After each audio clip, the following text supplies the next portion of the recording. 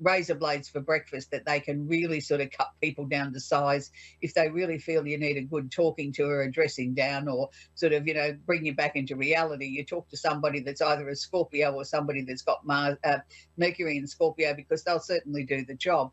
So we have to be careful here, each and every of the 12 signs, to make sure that if we need to have a serious conversation and it's the time to do it, and we feel that, time's running out and it's the perfect time to do it, make sure that we put a little bit of sugar on top of the acidy sort of conversation that we're going to have. Sometimes, that age-old song, a little bit of sugar makes the medicine go down. Well, that certainly works here.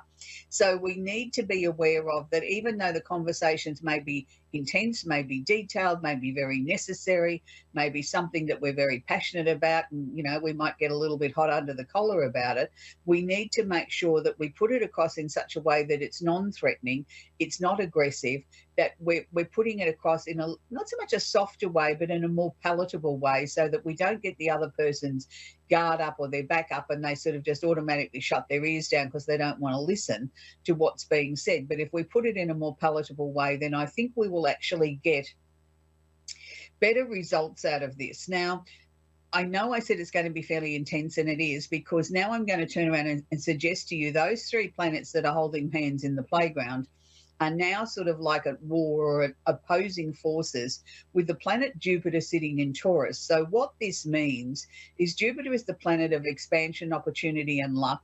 It's sitting in Taurus. It's trying to help us sort of ground our finances, improve our bank balances, help us, get where we need to go, expand our lives in a practical, logical, down-to-earth sort of manner. And it doesn't mean all of us are going to race out and buy a new house or go out and buy something really expensive. It just means that we're looking at ways of trying to increase our finances or bring our finances into an area of life where we're more comfortable with it. And I know there's many people around the world that are struggling at the moment with interest rate rises, and people are losing jobs, and economies and things like that aren't as buoyant as what we would like them to be, particularly after we've come out the other side, supposedly, of COVID, that, economies around the world were supposed to be getting back to normal. People were travelling, people were bringing their lives back into some sort of normality. But sometimes the new normality has been that people have lost their jobs or don't have as many hours, or interest rates are starting to bite and they're struggling to put food on the table and things like this. So it's sort of about reorganising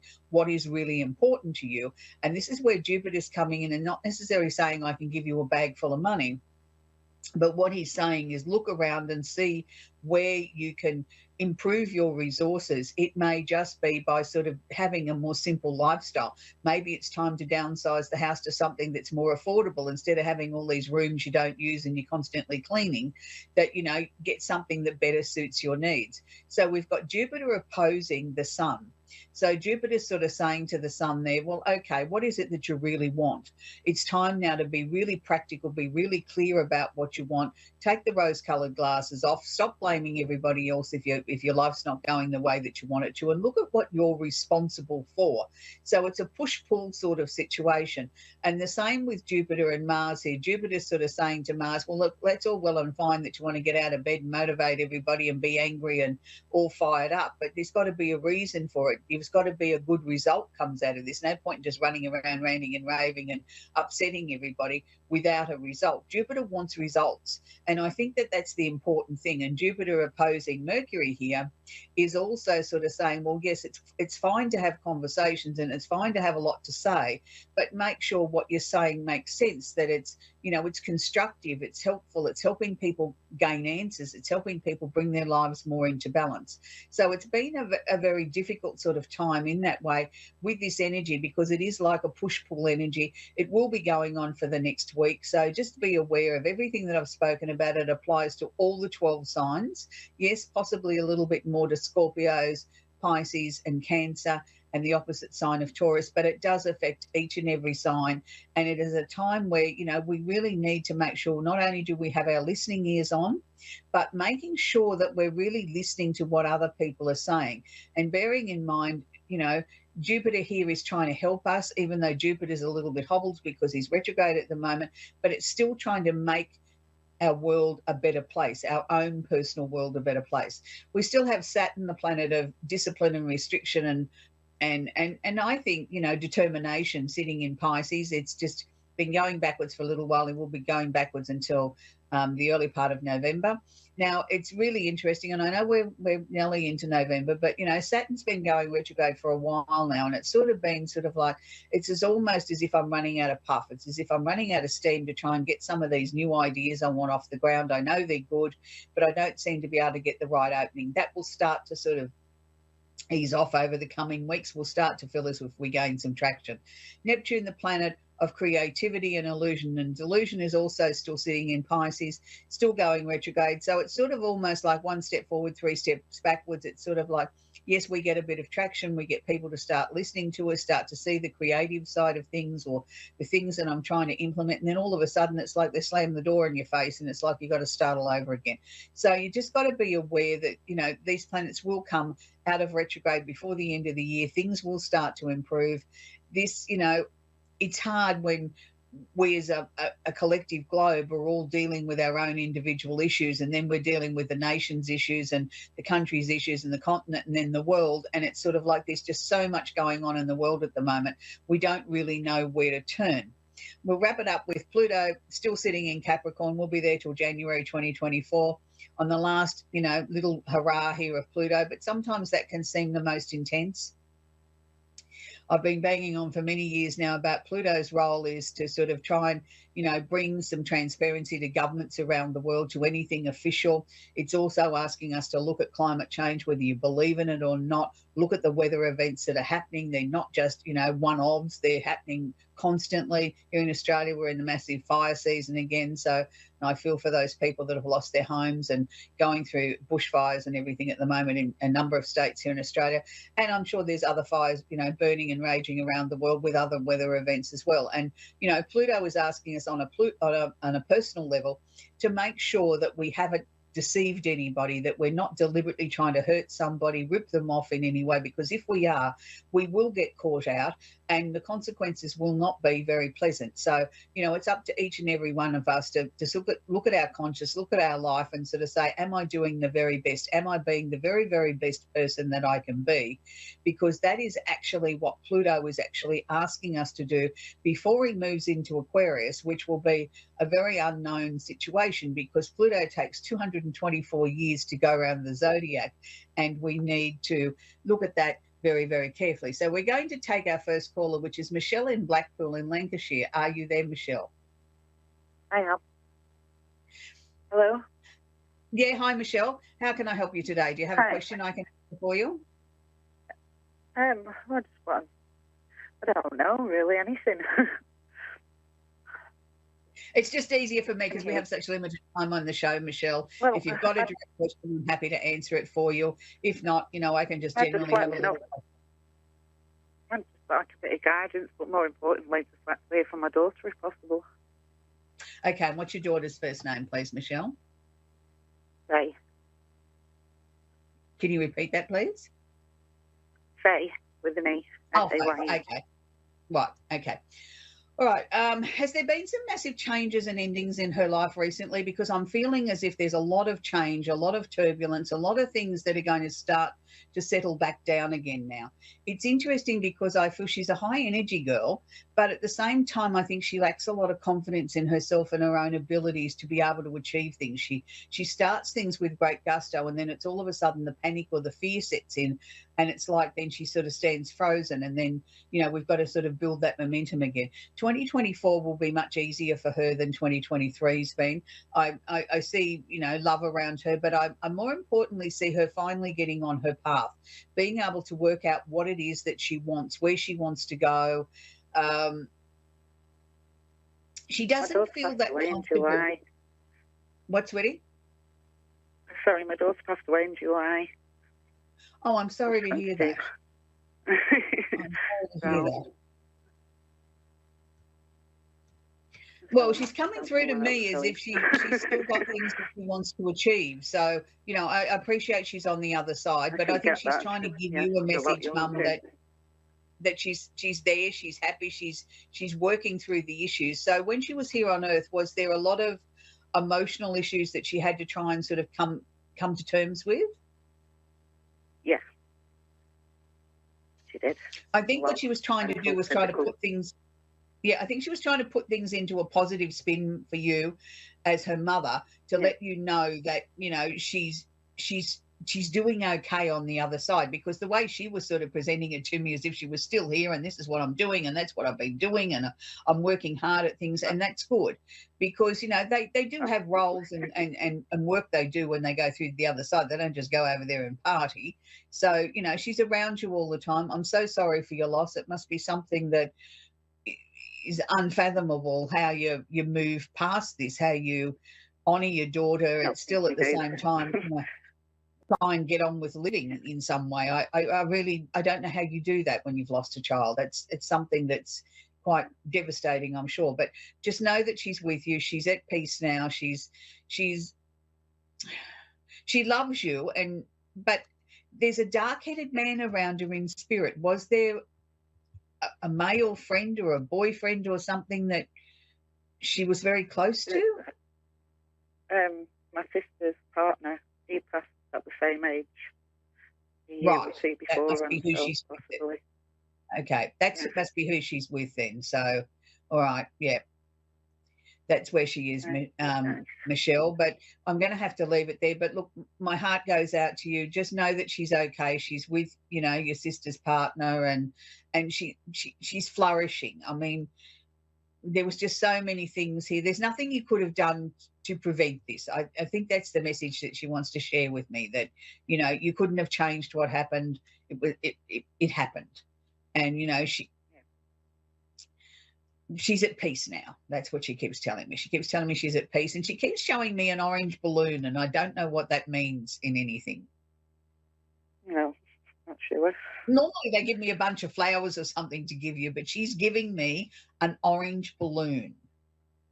Well, Blackpool's orange, so I don't know if that's irrelevant.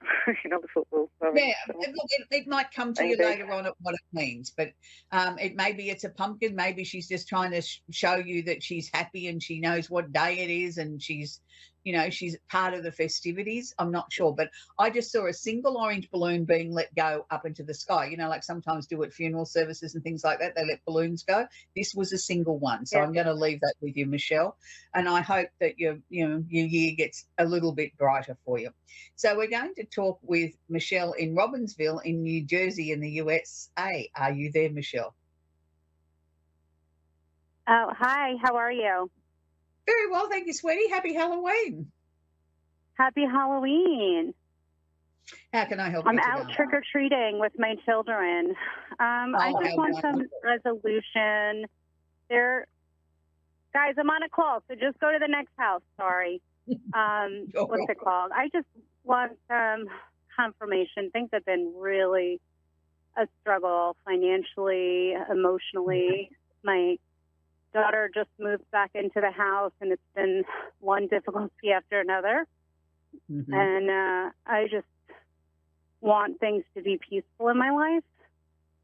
I can understand that, Michelle. Look, I don't know that your daughter's going to be staying with you for that much longer. Look, maybe into the first couple of months of 2024, but I think she's going to be moving on again. She is difficult. I understand that. She's shall we say, a high energy sort of person, and not always in the most positive of ways. You know, she sort of puts her energy everywhere, but she's got to learn to be able to cohabitate with other people as well. Look, I think finances are certainly going to improve. I don't know that there's going to be a great deal of improvement between now and the end of the year, as we're coming into, you know, the pointy end of the year, and it's always more expensive. But certainly 2024 is shaping up to be a much, much easier year than 21, 22, 23 have been for you. And it's like finally you can sort of exhale, you can sort of breathe out and say, yes, finally I feel like I'm gaining some traction, I'm getting somewhere. There's a lot of spirit activity around you at the moment. There's lots of people sort of jumping in and out, just sort of saying hi, waving and all this sort of stuff. Too many people for me to try and share with you. But just know that, you know, your family members on the other side know the struggles that you've been going through. They're working really hard to try and help you sort of get your life into a better place. They keep saying to me that you've got tears that you're not releasing. Is there, you know, have you been fighting back the tears? You're trying to be strong? Oh, yeah, trying to be strong for my children, 3 of them. I'm going through a divorce. Things have been really difficult, and my daughter moving home. It's just been like my whole world was shaken up and down. And both my kids have like mental health issues and suicidal this past spring. And it just was really stressful having them both attempt a day apart. So it was, you know, it really sent my finances in a tizzy because who was yelling? Sorry. Okay. All right. Okay. I'm sorry. No, guys, go back to the lady. Fine. This lady's just screaming at me. You're fine. Go back to her over there, please. It's good to see the children are out trick-or-treating, and that's what the show's all about, is, you know, things happening in real live time and us being a little tiny part of your family for a few moments. Look, I know things are going to get easier. Look, once the divorce has gone through and we've got that sort of completely final and in the rear vision mirror, you're going to start to feel as if you're back in the driver's seat again of your own life. I mean, I appreciate and understand the struggles you've been through with your children, with their mental health issues and things like that. You know, you can't blame yourself for that. Nobody has answers at why this happens or why somebody's children end up in this state. It's not your fault. It's just sometimes a chemical imbalance or other, you know, factors that create this. But what I was seeing was your children are starting to come out the other side of that now. I think you can sort of start to breathe a sigh of relief there. But they were showing me the tears that were dammed up have got to be released. They've got to be released, Michelle, for your own mental health. Even if it's in private, even if it's, you know, you're watching a movie and all of a sudden you start howling, well, you know, let them out. Don't sort of try and hold them back. But I know 2024 is going to be a much, much better year for you and your family, Michelle. And, you know, once we get this divorce well and truly out of the road, I think you'll then be able to regroup and sort of reorganize your new normal in your life, and things will certainly get better. So enjoy the rest of your night trick-or-treating, and I'm sure it's an absolute pleasure to be going with the children and seeing the delight on their faces. So that's where we're going to leave Michelle. She's off trick-or-treating with the children. How wonderful. And, you know, this week has been a really difficult week, as I said at the beginning of the show, with, you know, lots of people around the world sort of really, really feeling the intensity of things that are happening in their lives at the moment. There's no one particular reason, as I mentioned about, you know, the intense moon we had over the weekend, and the planetary configurations at the moment are fairly intense. But I think it's that time of the year, and I think we've all been through so much as a globe in the last 10 years that maybe we're all a little bit worn out, you know, emotionally frazzled a little bit, that we can't cope with much more. And that's very understandable. So I think the most important thing I can share with you is be kind to yourself. Find something that makes you smile. You know, put some music on, or your favourite movie or something. Allow yourself some time to just be. I think sometimes we're just so busy, we don't allow ourselves to just stand still or sit still and sort of say, I'm allowed to do that. Nobody has to give me permission. I'm giving myself permission to do that. So this week I was going to leave you with a song that is an old favourite of mine and one of my most favourite singers, and I think it's pretty appropriate for the show. It's called Spooky by David Cassidy. I mean, I know many people have covered that song, but I particularly like his version of the song. And, you know, Halloween, as I said, is a magical time of the year, and the wonderment that we see on the children's faces, I think, is everything. And, you know, here in Australia, we had Halloween last night, and we had many, many little visitors at our front door picking up their goodies, you know, trick-or-treating in their beautiful little outfits. And my favourite one was a little baby that was 8 months old, dressed up as a pumpkin. Her aunt brought her over from across the road with the older children to go trick-or-treating, but just to see the look of magic in this little baby's eyes. You know, she was all dressed up in a little pumpkin outfit, and she didn't really know what was going on, but she could feel the excitement of the older children getting excited, and they were all dressed up in, you know, their beautiful little costumes and their dark eyes, and, you know, trying to be scary like ghosts and things like that. And it's a delight to see, you know, particularly as you get older and you don't have little children around, to get the joy out of someone else's children knocking on the door and saying trick or treat is a real treat. So until next week, enjoy David Cassidy. I know you're going to really enjoy that version of Spooky. He does a really beautiful version, particularly if you can look it up on YouTube, with those beautiful, gorgeous hazily green eyes of his, sort of really sort of looking quite dreamy and handsome. So until next week, happy Halloween, and I hope you have lots and lots of treats in your life. Bye for now.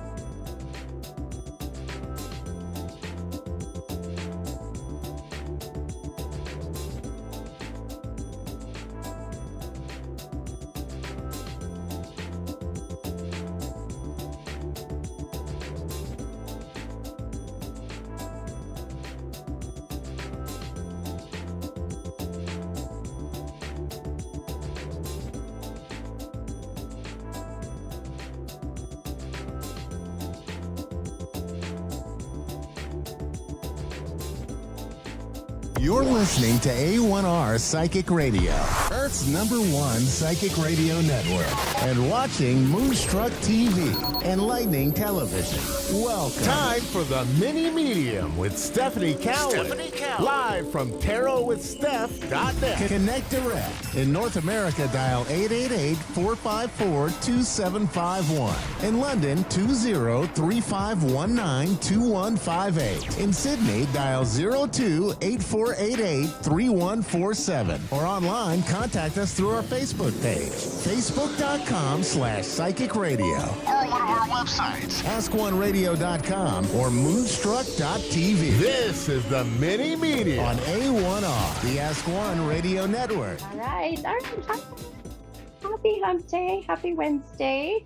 And it's almost our full moon, almost 3 days away day. How's that? We'll throw that in there. So I am your mini medium on the A1R Psychic Radio and Moonstruck TV.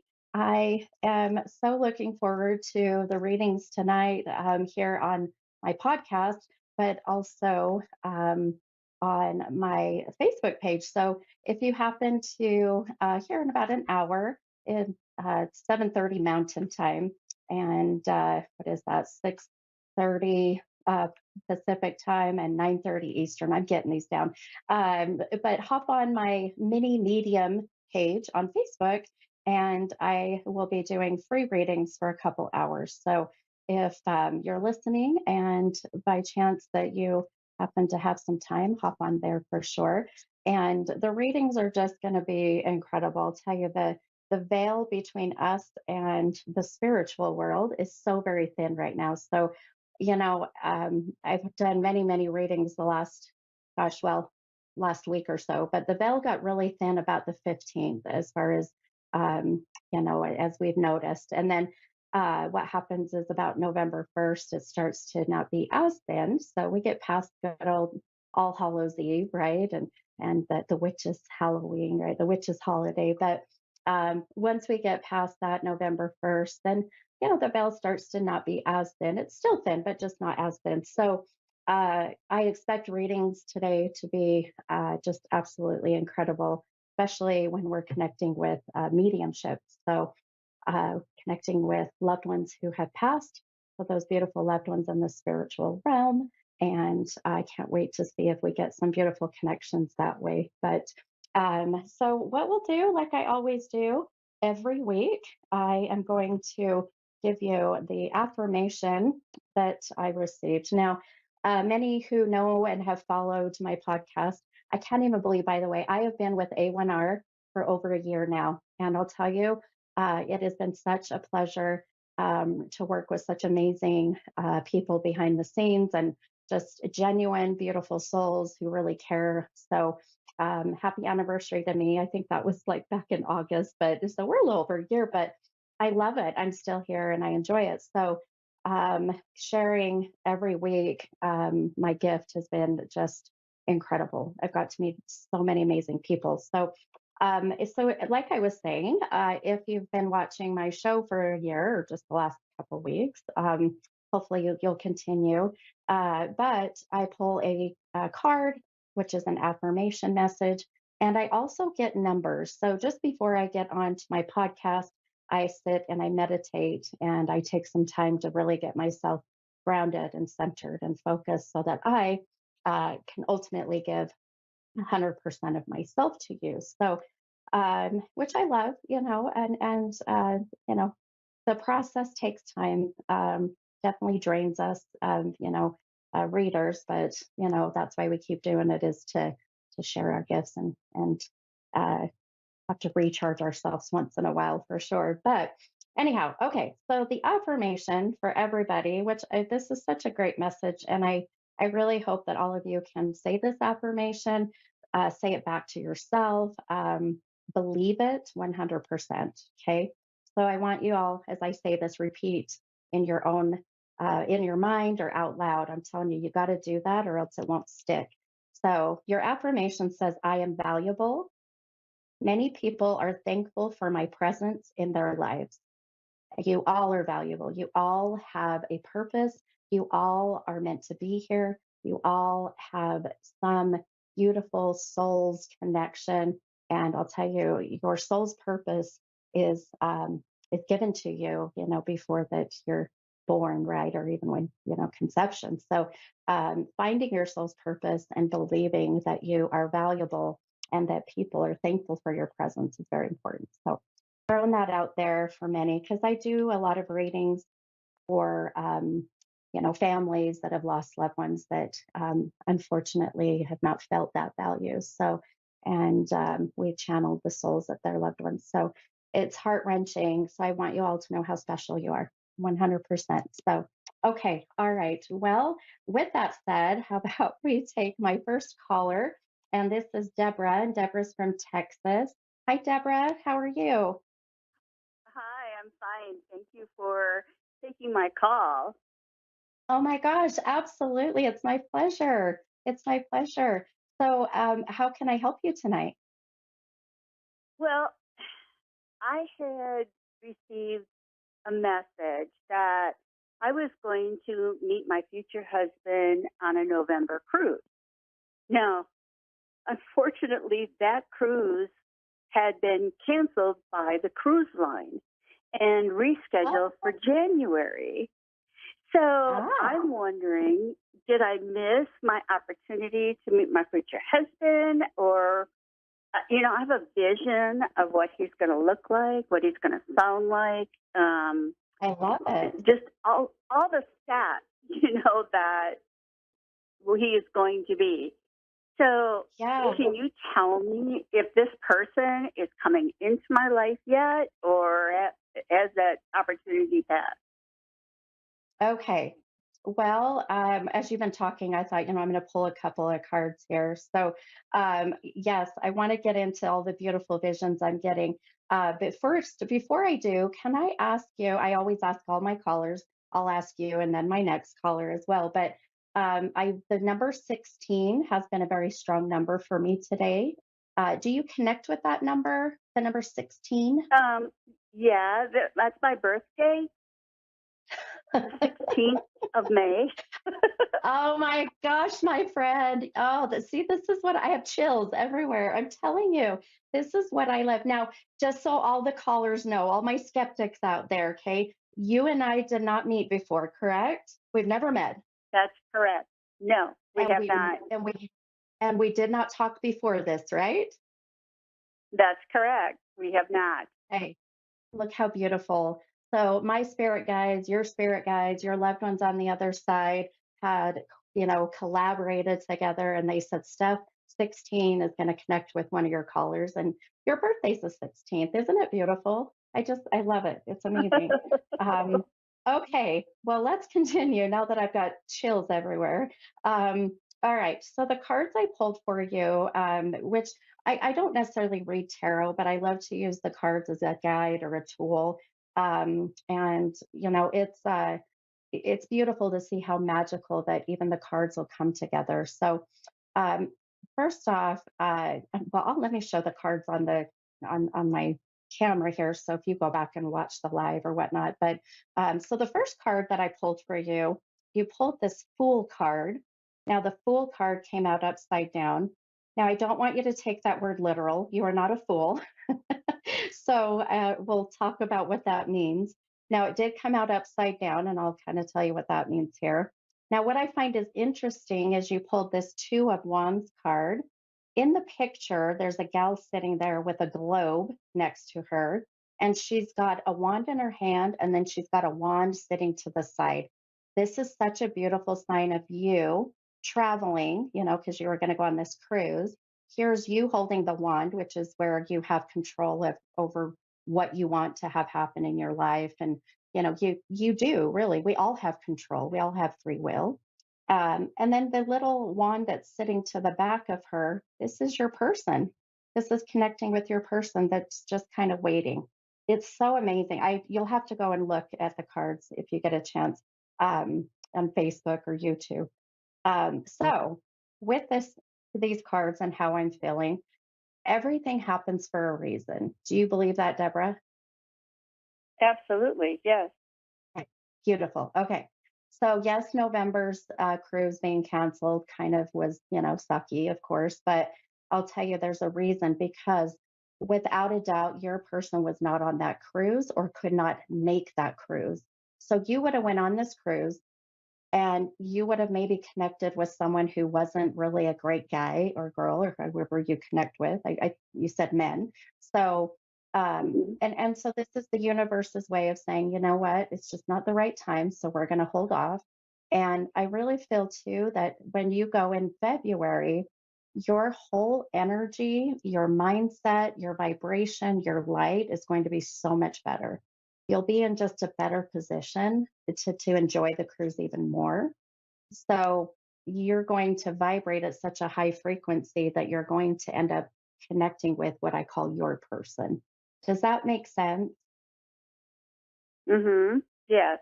Okay. And Okay. and the cruise is rescheduled for January, not Oh, you February. said January. Oh, I'm sorry. January. That's Where I got okay. February. Yes. January. Okay. Well, this is interesting. Okay, now I've even got even more chills. So I think I thought February because I kept seeing 2 months out, 2 months out, which November to December, December to January is 2 months.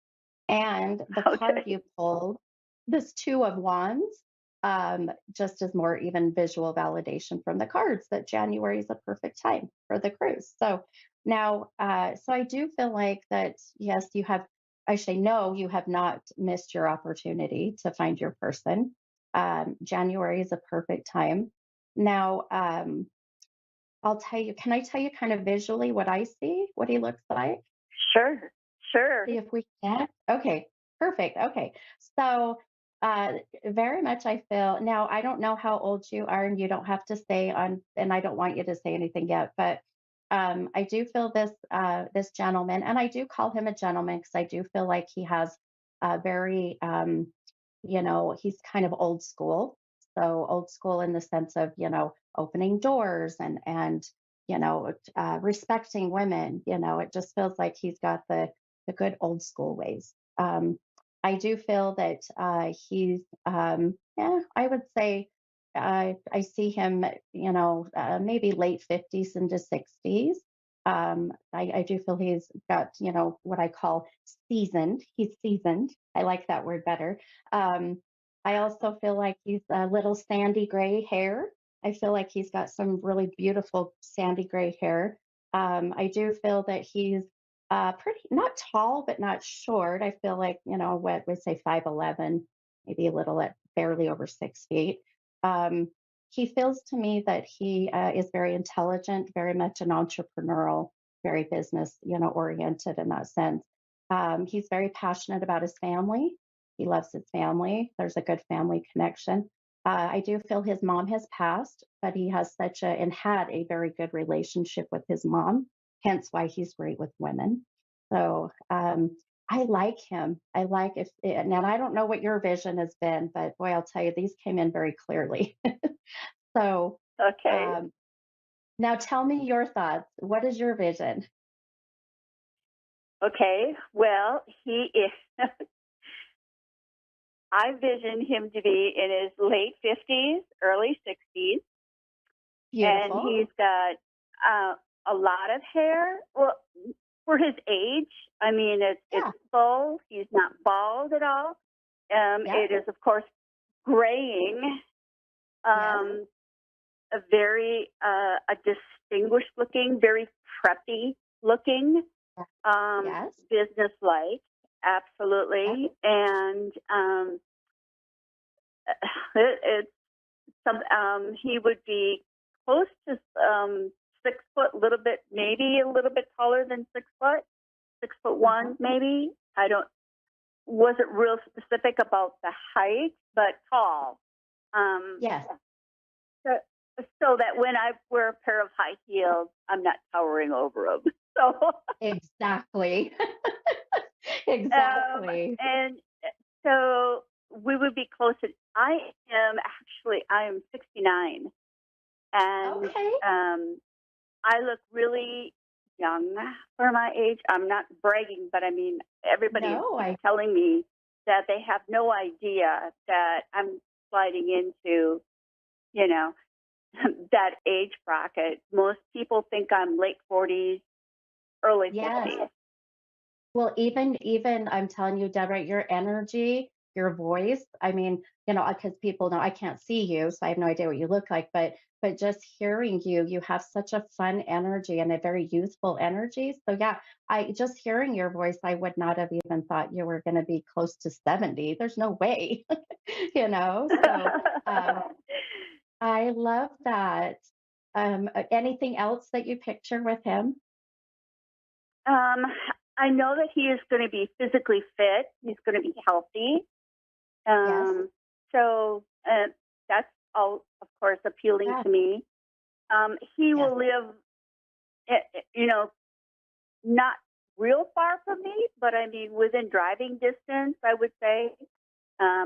Since I live in Forney, Texas, I've got thoughts that he lives in Houston, which is close to where the cruise line is, because it's going out of Galveston, Texas. Okay. Okay. I disagree on that one with you, but that's okay. I can't wait till you meet this man. And you're going to have to get back with me and say, guess what? I found him. So what did you see? I mean, okay, so tell me what I you had seen as far as where he's located. location. Yeah, I feel like I kept picking him up more in like the Florida, Alabama kind of I call it the Floribama area. I kept going more to Florida, which, I know Texas to Florida. I mean, that's not too bad, but not driving distance, obviously. But I kept going more to the, you know, to the south, which I mean, I already knew you were from Texas, but I kept feeling him more in that Florida, Georgia, Alabama type area. So, so it could very well be that, or he's in Texas. I mean, I don't think that's a huge deal breaker, even if he's far away, because I feel with him being so well off in a sense, I think you'll be okay with, being able to see each other and, that I'm not worried about. But And I love every. that was another thing too, is that he was financially substantial. Yes. Not super wealthy, like a multi-gazillionaire or Sure. anything like that. But I mean, Yeah. there's a But is possibility it that he's still working. Hmm. Yeah. Yeah. Well off, well to do, stable, has a good, stable life. Yeah. Absolutely. Yeah. Oh my gosh. Well, it sounds like you and I are on the same, mindset. I love it. I love it. Well, Well, go ahead. Go ahead. well, I mean, I'm flabbergasted, that you have, picked up that energy from the cards and can share the same vision of Yeah. who I expect to meet and who you see that I will meet. So that's great. Yes. Oh, I'm so happy. I'm so happy. Well, I hope this helped you and gave you some, some excitement and inspiration for January. So please, if you feel comfortable, keep me up to date or keep in touch with me. I'd love to find out for sure. Okay. I will, yes. And thank you so much. Yes, you're so welcome. Thank you for calling. Have such a great night. Okay. Okay. Okay, bye-bye. Okay. All right. Okay. Bye bye. All right. Oh, you guys, look at the beautiful connections. Well, let's go to our next caller. We have time. So you have Sarah from, I believe, New Jersey. Hi, Sarah. Hi, hon. How are you doing? Good. How are you? Doing good. Good. Hanging in there. Yes. How did you get through the eclipse energy? Did you guys get much of that in New Jersey? I actually didn't even know it happened. Oh, no. That might be okay, though, because the energy was chaotic. So maybe you did yourself a favor. That's Yeah. hilarious. Well, it was interesting here in Utah. We got to see a lot of it. It was almost, well, in Oh, in a really? portion of, Yeah, it was really cool to see, but the energy was very intense for sure. So, yeah, so maybe it's a good thing. I don't know. But anyhow, but I'm happy to be here for you and help you. How can I help you tonight? Um, my son is 7, and he, I think he may have a gift. I've been told he does, and I don't know how to help him. Oh, girl, you've come to the right person. I can help Yeah. you. So ironically, or maybe I don't know if I believe in irony. I don't believe in coincidences, but when I was 7, that's when I mean, at the age of 21, 22, I was brought to the attention that at the age of 7 was my first experience with my gifts. And growing up throughout, my elementary and junior high and into high school, into college even, I just, I knew something even, something was different. And I knew that, there was something that I just didn't quite click or mesh with the other kids, in school. And I mean, I danced and cheered my whole life and I had great friends, but I just didn't, there was just something that wasn't quite right. I felt different. And so when I went and saw a psychic medium when I was about 21, 22, she's the one that opened me up to going back throughout my childhood and recognizing. So when I was 7, I saw my grandfather who had passed, and he was an apparition. I could see him. He was very, very detailed, but yet still kind of like an apparition. So anyhow, but Yeah. so growing up, it was really hard. And I love that you're starting to recognize this at such a young age for him. And first and foremost, my friend, and I don't feel like that you will discourage him. Others will through life, which is really hard. But if he has the encouragement from the ones that he is closest to, your son is going to flourish like no other. So um, some things that I would say to help him um, really is that I pulled a couple cards for you, which I don't even know if we're going to need these because I got a lot coming in. But first and foremost, does he remember his dreams? Yes. And it's That it's cool how you brought that up because he says he has a girlfriend named Olivia, but she passed away. okay? Okay. Yeah, and he describes like how she passed, and he's like, "Mom, I was there," and I'm like, "You sure?" Yeah, yeah, yeah. And you know what you say? You say, okay, well, tell me about her. What does she look like? What was she Oh, he wearing? wrote it You all know, down. oh, beautiful. Oh, I love that. At 7. That is incredible. Yeah, That is incredible. Well, these are the things and I was just going to say, if he's remembering his dreams or his visions or the things he's, feeling or seeing with his mind's eye, have him journal all of this because that is the best way as mediums, because it sounds to me he's got more of a stronger mediumship gift at the moment.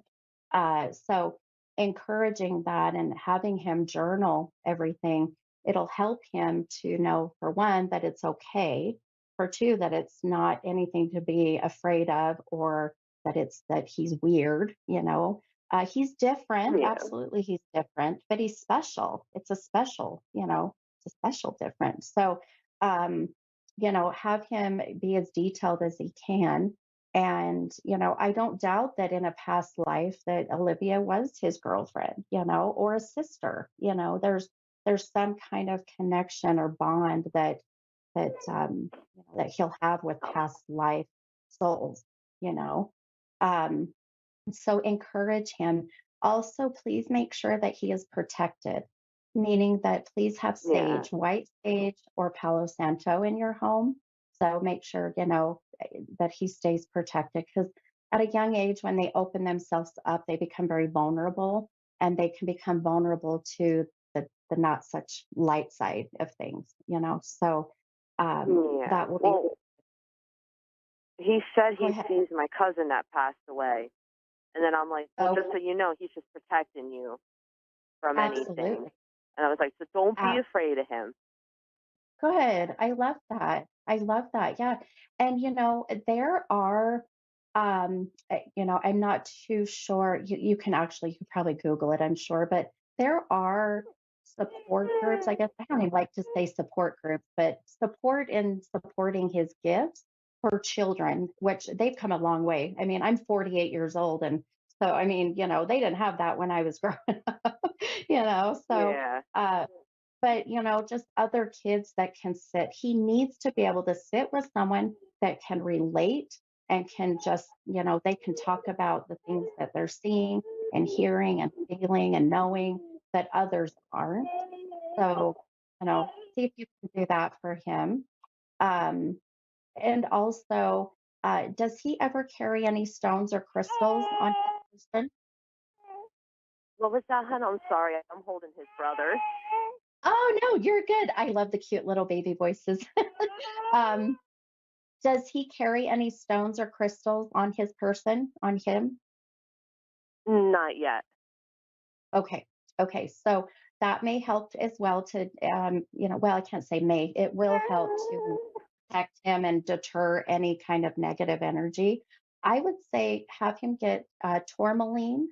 Tourmaline is a great stone. It's a darker stone, but he can, even at 7, he can, put it in his pocket or his backpack, or if I know it's 7. I don't know about necklaces because if they play, rough, it might come off, but bracelets, things like that might not be best at the moment. But tourmaline is good. Also, hematite is really good. Those 2 stones, I think, will help him to deter any negative energy. Okay, All that's a right. good start. Yeah, that'll be a good start for him, hun. But I love hearing that you are supportive and wanting to do whatever you can to support and encourage his gifts. Because I'll tell you, the more spiritual beings that we have after we die, the better off this world's going to be. I Good. truly believe it. I was going to say, So, I am a very spiritual person. yes, good. I love it. I love it. Well, and he'll just have a beautiful support system throughout his growing up. So, um, but I love it. I keep encouraging him, and just more importantly, make sure he's protected. Okay. All right. All right, my friend. Well, I appreciate you calling. I know I'm at my time, but if you're ever wanting to hop on my Facebook page, it's Mini Medium. I talk a lot about this kind of stuff. And tonight at 7:30, so in an hour, if I'm here in Utah, I will be going live on my Facebook page and doing readings. So if you want, hop on and take a look, and we'll see if maybe we can get even more connections. Okay. All right. Sweet. Thank you. Hey, all right. You're welcome. You guys have a great night, and thanks for calling. No problem. Thank you, hon. Okay. You're welcome. Bye-bye. All right. Perfect. Wonderful night. I told you guys connections are incredible. Well, I am your mini medium. I love you guys. Sending you so much good love and light. I'll see you next week, Wednesday. Bye, guys.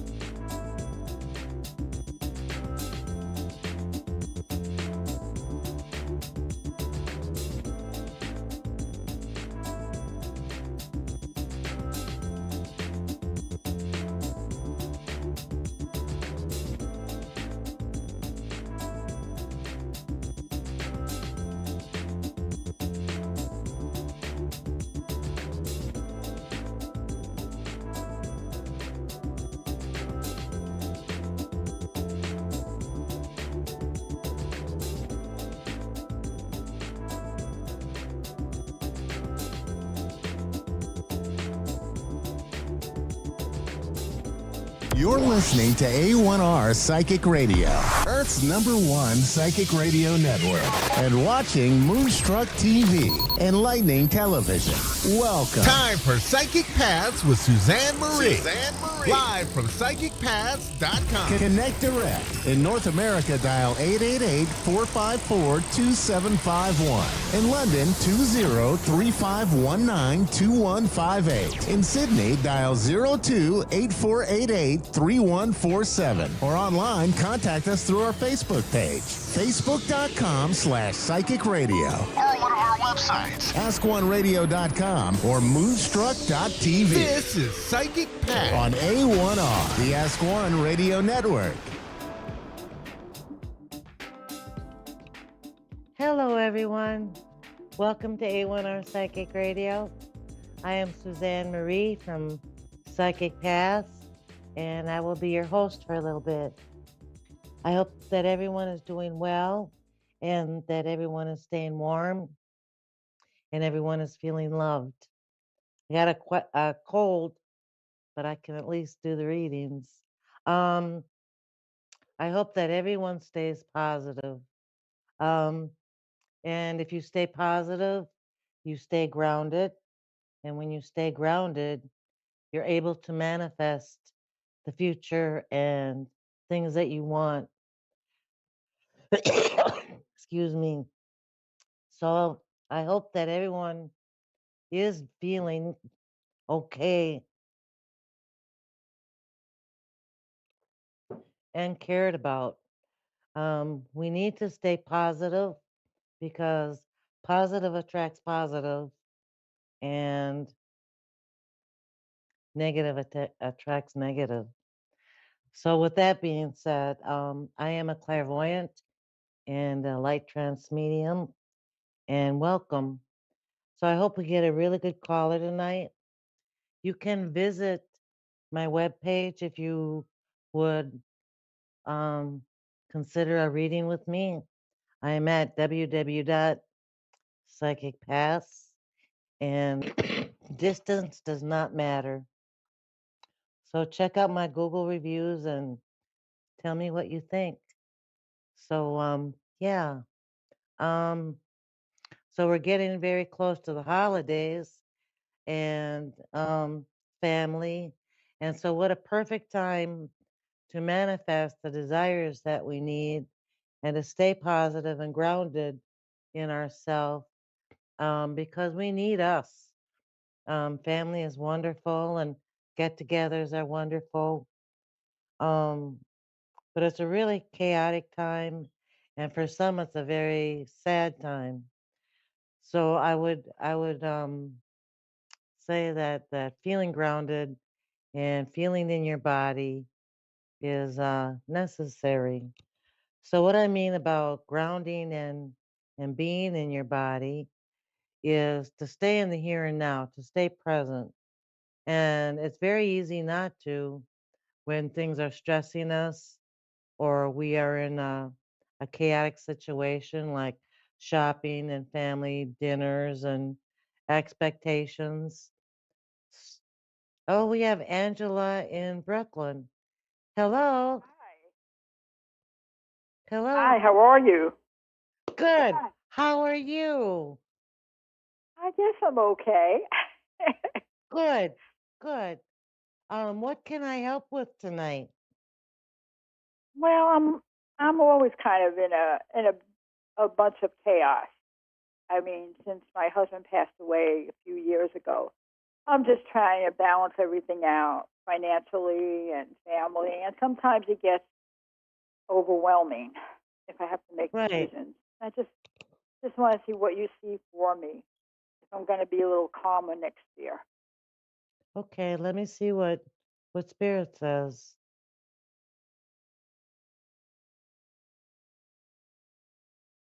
So what Spirit started to tell me was you are very, very loved on the other side.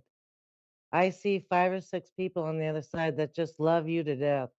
They are just really I have, rooting for you. And you I are have more never people alone. there loving me than here. Yeah, it feels like a family reunion over there. and Yeah, they are all rooting for you. Um, Let me see.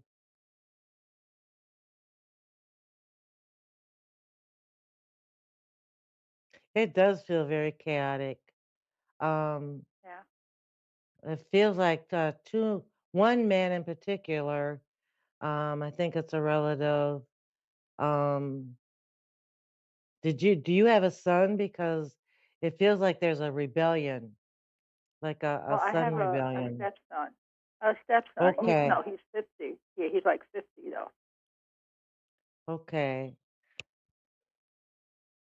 So it kind of feels like there's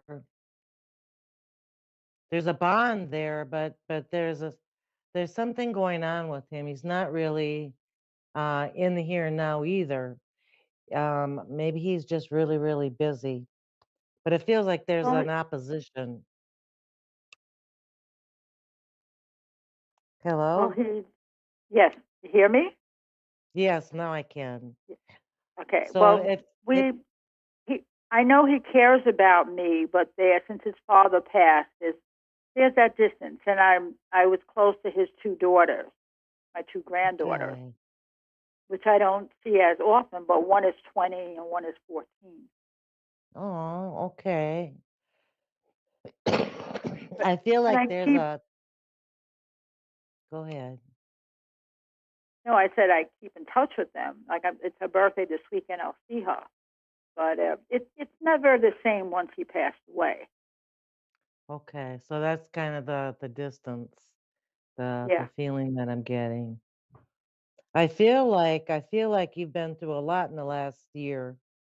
I feel like life has been challenging and that there's been transitioning. I also feel that you've done a lot of growing in the last, I would say, 4 years. A lot of growing and evolving within yourself.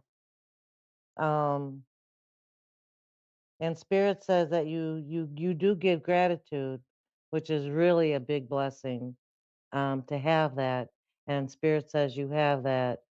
But Spirit is acknowledging that you've done a lot of work in the last few years on yourself, and that it really does help for growth in life and beyond.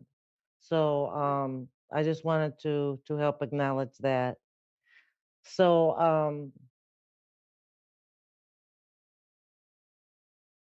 Well, I your help out sister my cousin that's ill. I try to help a lot with him. He's really the closest relative that I have, and he's not well, so I try to help out a Mhm. lot. And sometimes it's his daughter or whatever. I don't really care about.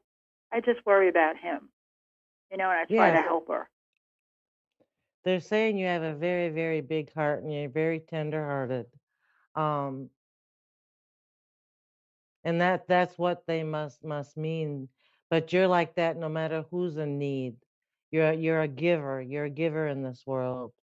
Um, and I see the first half of 2024 as being really a blessing to you and things coming full circle. I feel like you're going to be really good. I feel financially and stable. Um, and I feel like that's a big change, that there's going to be a security and a foundation beneath you so that you don't have to wonder if you're going to be okay or who's going to be there for you. Because I feel like everything is going to come around. I would say even by the end of December, you will start seeing energy shifts and changes to your daily life.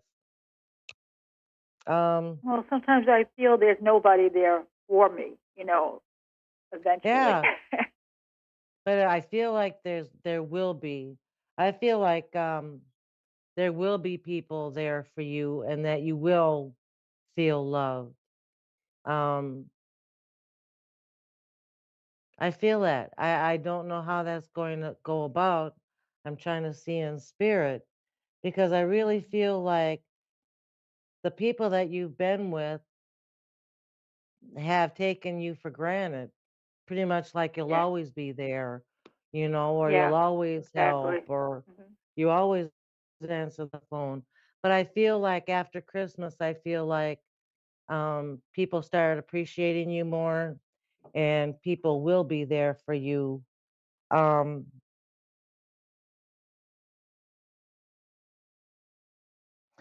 do you know the gentleman with the dark hair? He's kind of broad shouldered.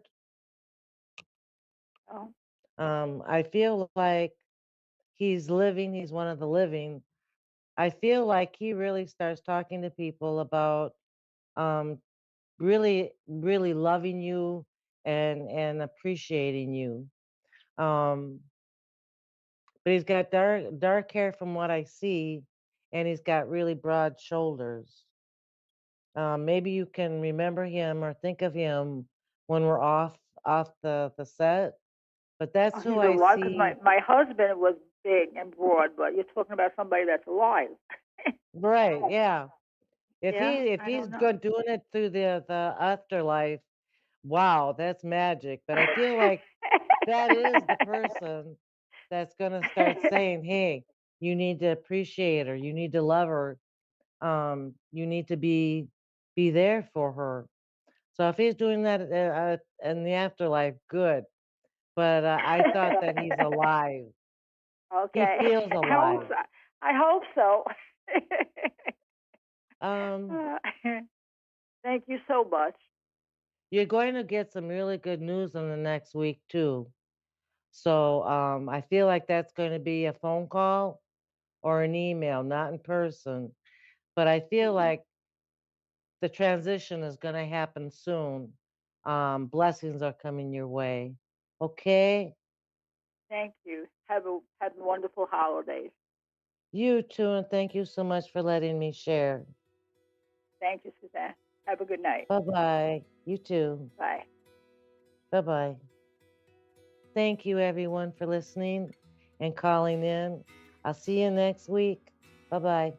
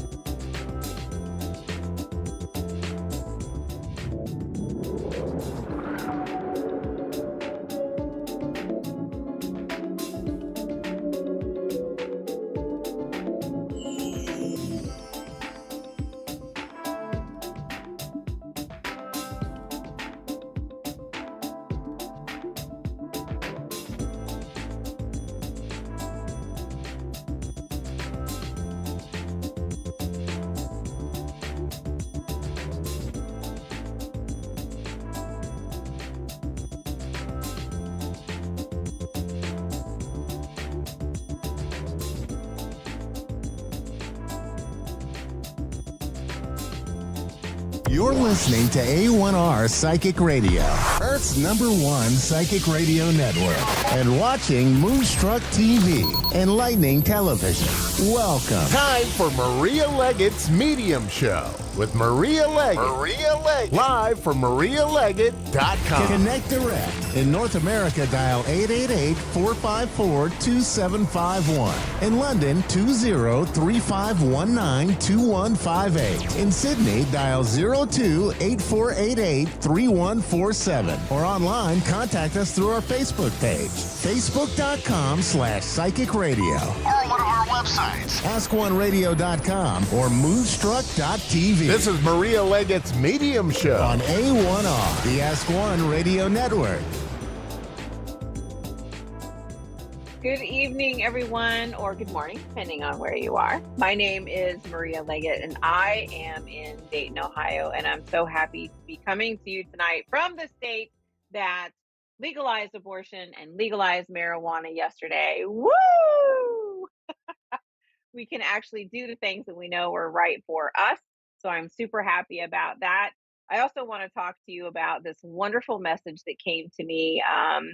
If anybody is interested, I do a live card pull about 45 minutes before this show starts. I do it at 8 p.m. Eastern on my Facebook page, Maria Leggett Medium. So if you want to go on to Facebook and follow me, Maria Leggett Medium, I do a live every Wednesday at 8 p.m. Eastern. And during that live card pull, I pull for, I don't know, between I tried to do 5. Sometimes I wind up getting 10. I think tonight I did 11 or 12. So it was actually a pretty good time. Got them done quick and out. But there's a really important message that I want to be able to deliver to everyone. There's this meme that I saw earlier today, and it's just so potent and so important that I want to be able to share it with each of you. And here's what it says. I fought for the little girl who I was and for who she wanted me to be. And I know she would applaud me for who I have become. And so it is really important for us to be able to recognize who we are as an adult, honor that younger version of ourselves. Remember that the 5-year-old that was hurt or the 11-year-old that was hurt, whether you're male or female or non-binary, it doesn't matter. Somewhere along the way, someone has hurt your feelings or has done something. And it's important for us to be able to honor that little girl or that little person where they were in their journey.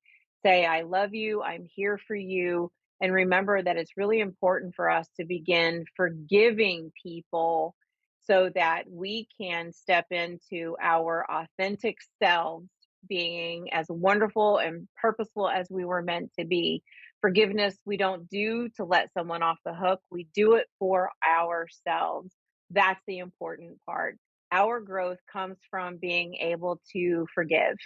So thank you for letting me put that message out there for everyone. I want to welcome Suzette to the show. Hi, how are you? I'm good, Maria. How are you? I am doing very well. How may I be of service to you this evening? So I'm just kind of curious. I'm a little bit lost in a career direction for me.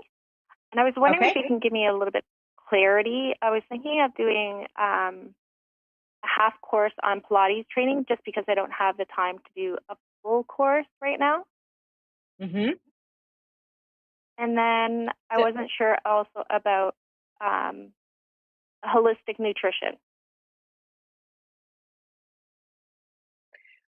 So I can tell you what I can see as soon as you started talking about the half course and then the nutrition. When I talk about doing the half course with the Pilates, Spirit shows it to me as though that's really manageable for you both financially and time-wise, because they're showing me that you can have a tendency to take too much onto your plate thinking you can do everything, and then you get really overwhelmed. And that at this point, you don't want to overwhelm yourself. Does that make sense? It does, because I'm busy with my son's baseball.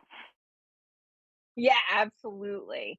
And so you want to be able to, they're showing me that you want to be able to honor yourself as a woman so that you don't forget who you are, but also be able to honor the fact that you took on this role as mom, being able to do equal attention to both. Does that make sense? It does. Yeah, that's where the confliction is coming in for me, because I just work a little bit of a part-time job right now, and I want more. I want more. Yes. So being able to do the part-time doing the Pilates course is going to help you because Spirit says before you step into the bigger nutrition course, because to me it looks like it's something that would take you quite a few months to be able to get through. Does that make sense? Yes, it will take about 7 months, 7 to 8 months. Makes complete sense for what I'm showing. And it's a matter of Spirit says that being able to do the Pilates, and I don't even really know what Pilates is, I just know it's something physical. They're showing me that it's going to help to move stuck energy through your body. And they're going specifically down into your hips for being able to move some energy out of your hips so that everything flows much more free through your body. Does that make sense? It does. So I should be Um, doing the course because the course starts on Friday. So that's why I'm a little bit of a panic mode. Like, do I start yeah, it? Do I don't not? panic. Yeah, absolutely, because it's something that you can handle and it's something that will help you to begin to move through energy. They're also showing me that there's some networking that can be done through this course that you may decide that, yes, the nutritional thing is something that you do want to do, but there may be an in between medium step between Pilates and the nutritional course that you'll be able to do that later down the road, but it's a great way to start stair stepping your way into where you want to be and to continue networking with other women, which is really, they're showing me part of what you're really craving as well is this community, this group of like minded women to support you. Does that make sense? Yes, it does. And so through this community of you being able to network and weave your energy, you're going to make some great connections for people who are going to say, "Oh, hey, I want you to meet my friend here. I want you to meet this friend here." And to know that that's going to help get you truly to your end goal. Because they're showing me what you'd really like to do ultimately is to have your own business where you can, put your son on the bus in the morning or putting, in whatever it is that you need to do in the morning, and then be able to see clients and do what you need to do until about 2 o'clock in the afternoon, and then be able to close off for a little bit to be able to pick them up from school, come back, and then take some more clients later in the afternoon. So it will stay like a part time thing, but it gives you the flexibility that you're truly seeking, being able to come back and forth between being the adult and getting your time and being mom and giving him time. Does that make sense? It does. That's my main concern was both my kids, that be there with them, and then Mhm. to find the mental stimulation for me. Absolutely. And Spirit says that this is definitely something that you can do. Um, you may not understand it right now, but somewhere along the way, some of these connections that you're going to meet, you're going to find this part time position that's going to allow you to do like a Monday, Wednesday, Friday kind of deal where you can get the mental stimulation that you're seeking with these like minded individuals. And that's going to lead to something longer as the kids get older and something that you're um, really comfortable with, where you can receive, like a regular paycheck and have some time for you and be able to have a little bit of spending money to go out and pay for the courses and to pay for the things that you would like to do without it affecting the family budget. Does that make sense? It does. Oh, Um, thank you. oh, my pleasure. My pleasure. Is there anything else you want me to talk to you about? Yeah, if you could. I was wondering Of about course. the connection between me and my husband because he sort of moved out. Well, he did move out a Mm-hmm. bit. And I'm wondering if he's Okay. the right partner fit for me. Um, so what Spirit is showing me is that, and I don't know how you understand this, but they're showing it to me almost as though it was a little bit of a relief when he made the action, because now you were a little more free to be the person that you needed to be. Does that make sense? Yes. Yeah, I feel more free. I feel more Yeah, alive. because he doesn't have the same type of spiritual beliefs that you do, the same kind of ideals about life that you do. And because of that, it could cause some dissension amongst you. And it was difficult for you to find time to date. Does that make sense? Yeah. Because you just differed on so many different things that it was very difficult for you to find time to date each other. And so it became more of the perfunctory, good morning, how are you? Everybody's ready for school. Here's your lunch. I'll see you later. No phone calls during the day. And then, oh, you're home. Okay, dinner's ready. Just going through the motions. Does that make sense? Yes. And spirit shows this to me as though you are really ready to just feel alive. And that's what you've been waiting for, is for that light, that spark to come back in, that will allow you to stretch your wings and be the beautiful bird that you were meant to be. Does that make sense? Yeah. I'm just They're nervous showing to me figure out how I'm going to do it all. It's never easy. It is never easy. So I cannot tell you if it's a right or a wrong decision, because only you know your life. I can say to you what my experience was. And my experience was, I was a single mom of 3 children when I was 28, and they were all under the age of 10. And so it was not easy, but I did it. And I wound up meeting an amazing man, and we have been married for 25 years. And he raised my children, and he has been a fantastic dad to all of them. So it has been such a blessing for me that I made that decision to honor my sovereignty, to honor who I was as a person, so that I was being fulfilled and recognized and honored as a woman. Does that make sense? Yes. I am so glad that that makes sense to you. And I never mind sharing my past. It is, everybody knows, if you know me at all, you know what I've been through in my life. So I hope for you that you are able to find the peace and the happiness that you have been seeking. Thank you so much, Suzette, for hopping on here. I am so very grateful to have been able to speak to you tonight and to be able to share words from the other side with you. Thank you so much. I really appreciate it. Oh, my pleasure. Enjoy your class. Oh, thank you. I am so grateful to have been able to be on here tonight. If you're looking for live card pulls, please join me every Wednesday at 8 p.m. Eastern on Maria Leggett Medium on Facebook. You can also find me on Instagram, Maria Leggett Medium. I am so grateful to each and every one of you. Thank you for your love. Thank you for your energy. And I will see you in 7 days. Have a good night.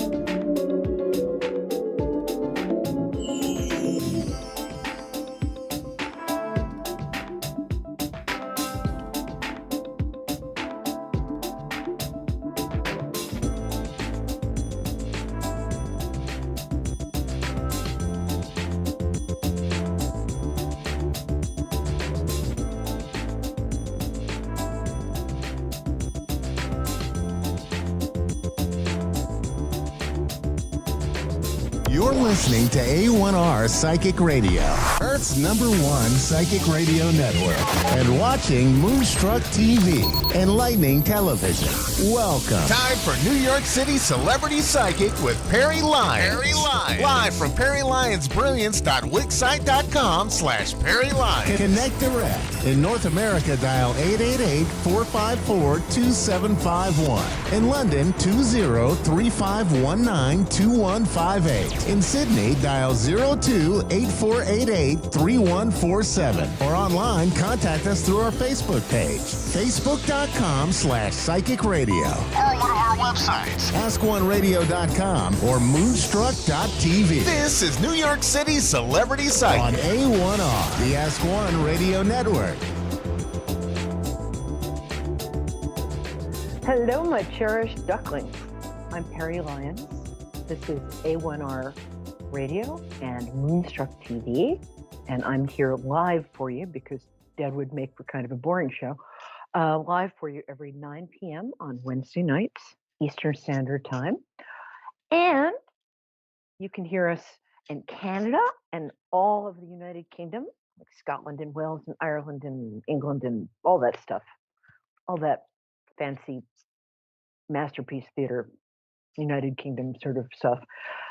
New Zealand, Australia, all of America, and I'm sure like Jupiter, other places we haven't thought of. But I'm here tonight for your questions, and I'm here to give you loving, accurate, helpful, slightly goofy answers, because that's what I do. It's funny. I work with clients as both kind of a life coach. And I guess since I'm a medium, I'm also an afterlife coach. But one of the things that I've noticed this week, the two things. One is almost everybody I know stayed in bed the entire day, at least one out of the last 4 days. So if you've done that, don't feel bad. It's all of us kind of just recovering and taking a deep breath. Second thing I've noticed is that, everybody talks about manifestation, and manifestation is great, and you can do it. But here's the thing. Allow yourself to be surprised. If you're doing a dream board, or if you make a very strong intention and send it out in the universe with a lot of focus and all that good stuff, let the results surprise you. 'Cause sometimes what manifestations are for is not only to give us what's sort of our birthright, by which I mean happiness and prosperity, not necessarily a BMW, although that's nice too. But to also, oh, hi, Lori, Choctaw, Oklahoma. Cool. Yes, hi. Hi, sweetie. I'll be with you in about 4 minutes. I'm going to do the psychic weather. Do you mind hanging out? I'm waiting, and what I'm going to ask you to, thank you. What I'm going to ask you to do is breathe in very deeply and then let your breath out like this, like you're blowing out a birthday candle or like you're whoopee cushion for kind of all the time you're waiting. So just relax into it. What that breath does is it stimulates our vagus nerve, VAGUS, as opposed to our vagus nerve, which is a little different. We stimulate that, we wake up in a hotel room with no money and 3 angry sex workers. But enough about my private life. Okay, sounds good. I'm gonna do some of this stuff. Thank you for hanging out. I'm so glad you're here. Hey, I get the best people. Thank you. Sure. Where was I with this? Oh, so one of the other things the universe wants us to learn during manifestation is how to kind of keep being surprised by life in the nicest possible way. And that's all. I've now forgotten what I was saying before. The other thing I wanted to share with you is when this work came and found me, which it did. I was just a normal musician. I was in high fashion. I started out modeling. I was singing at night. Had a pretty normal life. And then dead people started showing up. And because I'm well brought up, I had to be nice to them. But I never believed in life after death until they started showing up and introducing themselves accurately. I never believed in angels until one rescued me. I have witnesses for that too.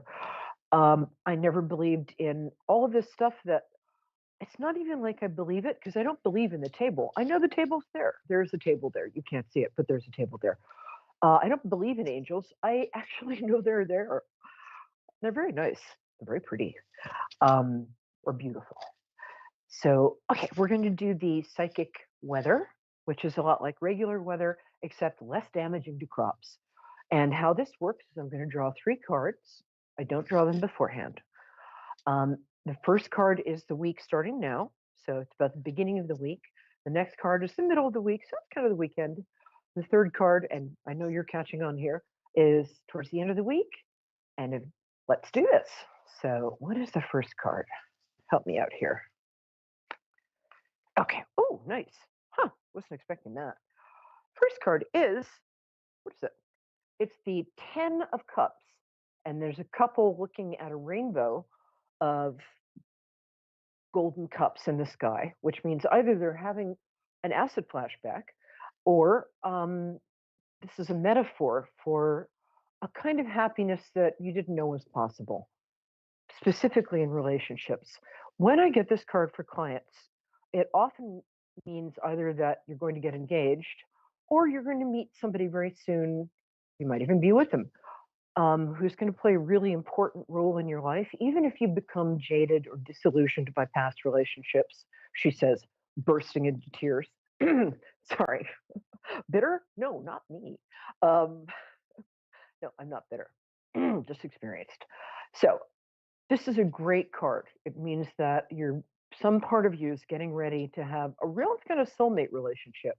Just to be clear, soulmate relationships, we have a lot of them. They're not always male, female. We have friends who can be soulmates.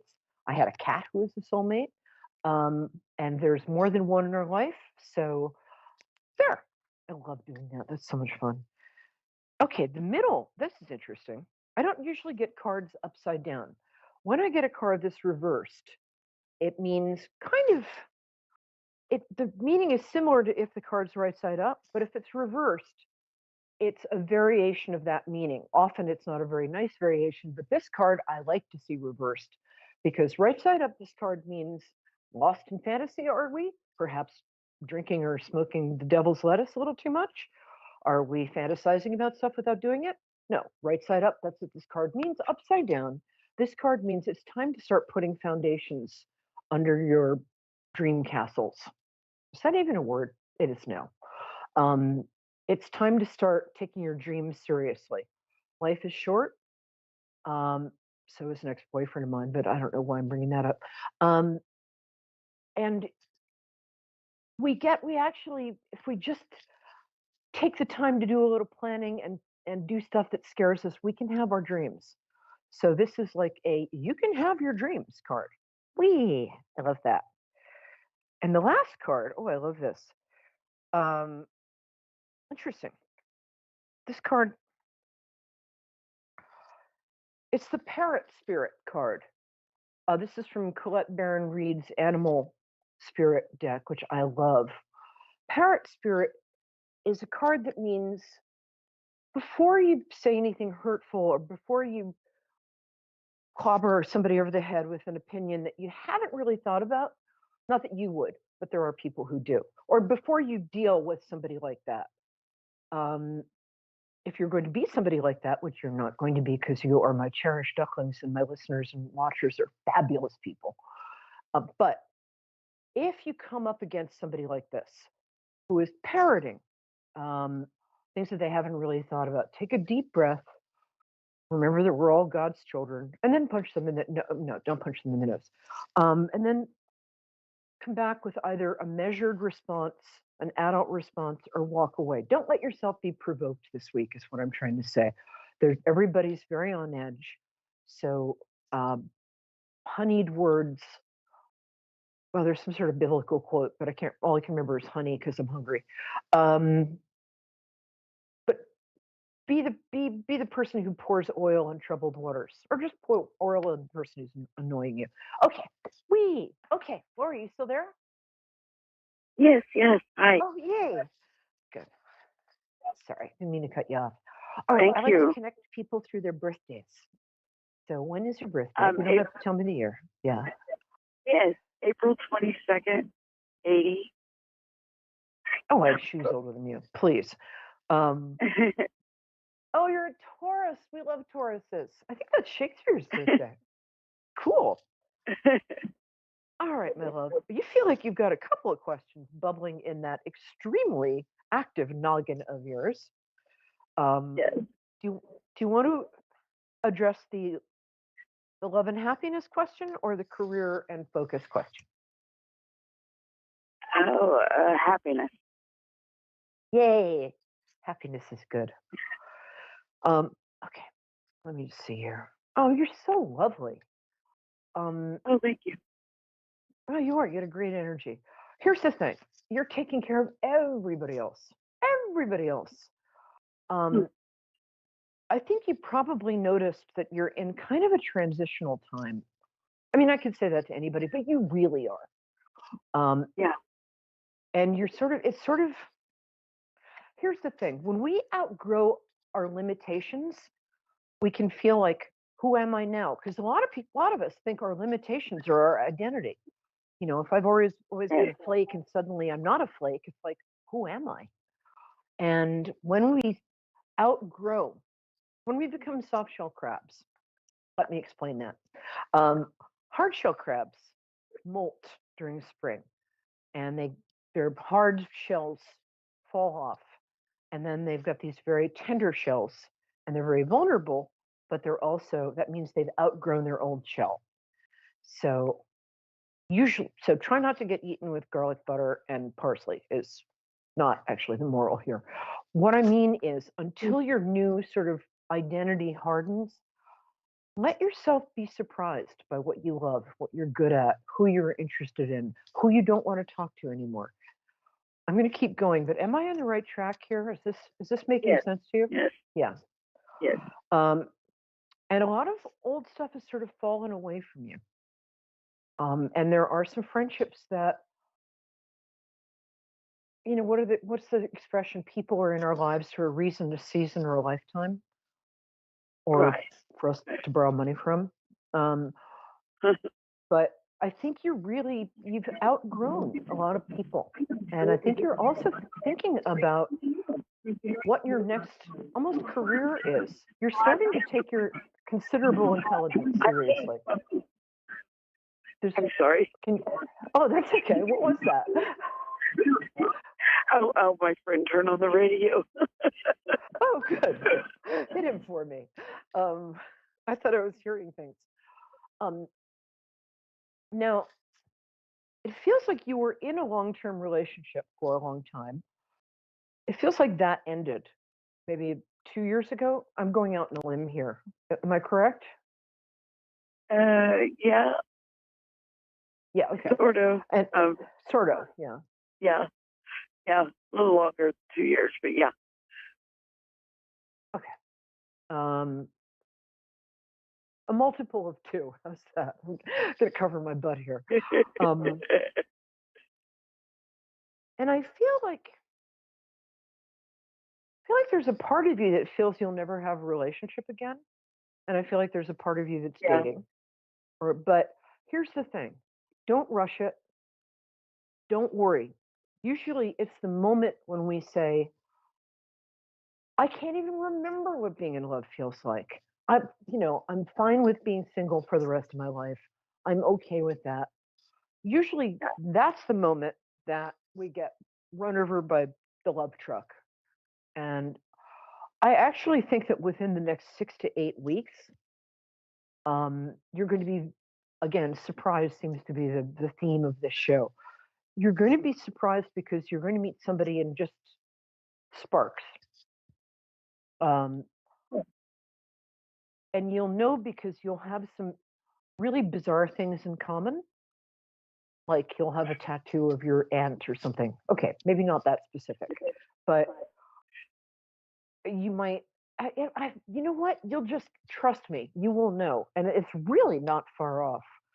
Also, you think you're too old or thin or not thin or what. You're lovely. You're absolutely lovely presence. I get the feeling you're physically quite attractive. Not that that matters, Oh, but it's nice.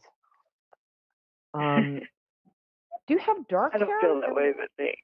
Yeah, Yes. that's why I'm saying it, because I look back when I was modeling and I thought I was hideous. It's like Right. if I could go back and tell that girl, you know what, just like yourself, enjoy this.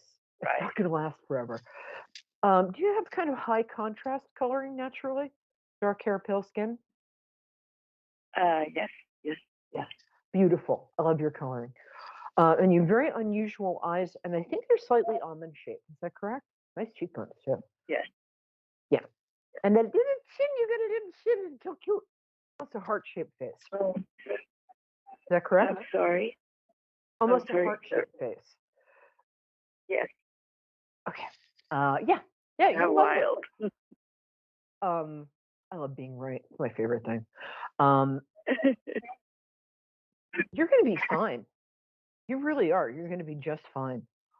And I'm not just saying that. I'm not even trying to borrow money here. Do you have What kids? about the one that I'm speaking to right now? There's a guy that I'm.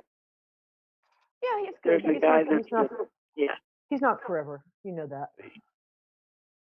He's Mr. Right now, and that's fine. You're not actually that into him. I think you think you should be, but you're not. He's not smart enough for you. I'm sorry, I'm kind of blunt. You need somebody who challenges you on more levels. Don't settle. Yeah. You don't have to. So hang out with him until this new guy comes along, and then dump him unceremoniously. Ethics. That's my specialty. That's good stuff. All right, my darling. I've got, I think, Jenny in Queensland, Australia. So I'm going to go give her life-changing advice. But you stay in touch. I'd like to know what happens. And I really do think 6 to 8 weeks. Yeah, please do. I'm Perry Lyons, PERILYONS. You can reach me on my website, which is perrylyons.com, or on Facebook, or just since I'm psychic, you can just think about me and I'll call you. Sounds great. Thanks. All right, sweetie. Take care. Good night. Bye. Darling Queensland Gold Coast person, are you still there? I am indeed. Hello. Oh, hello, darling. How are you? Oh, God. I used to live in Sydney. I miss Australia so much.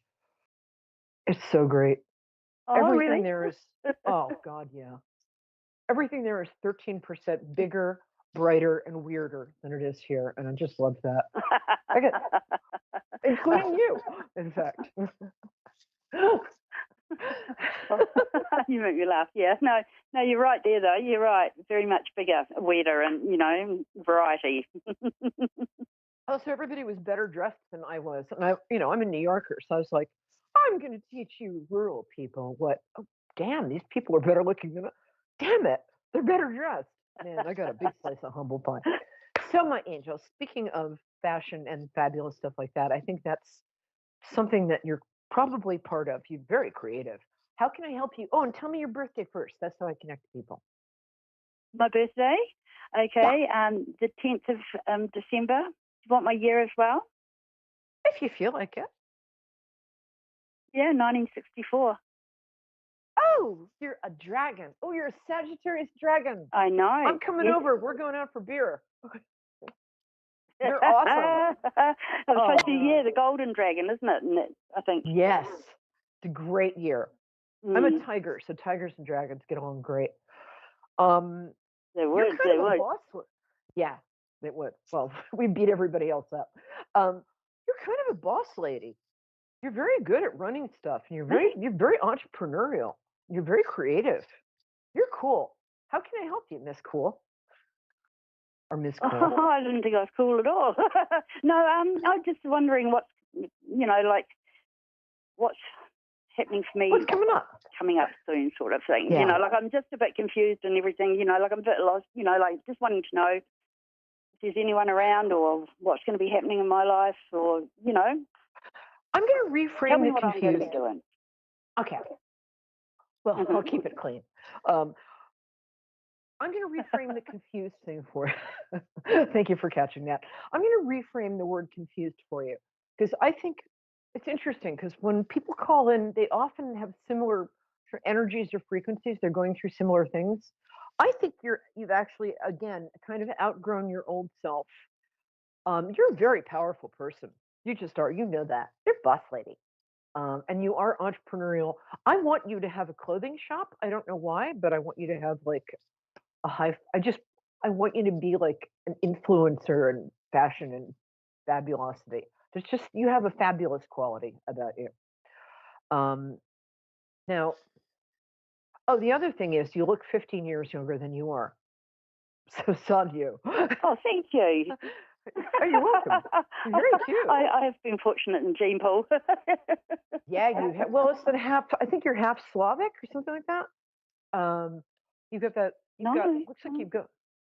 Oh, you got almost all of these skin. You got great skin. And blonde streaks. Am I seeing you right?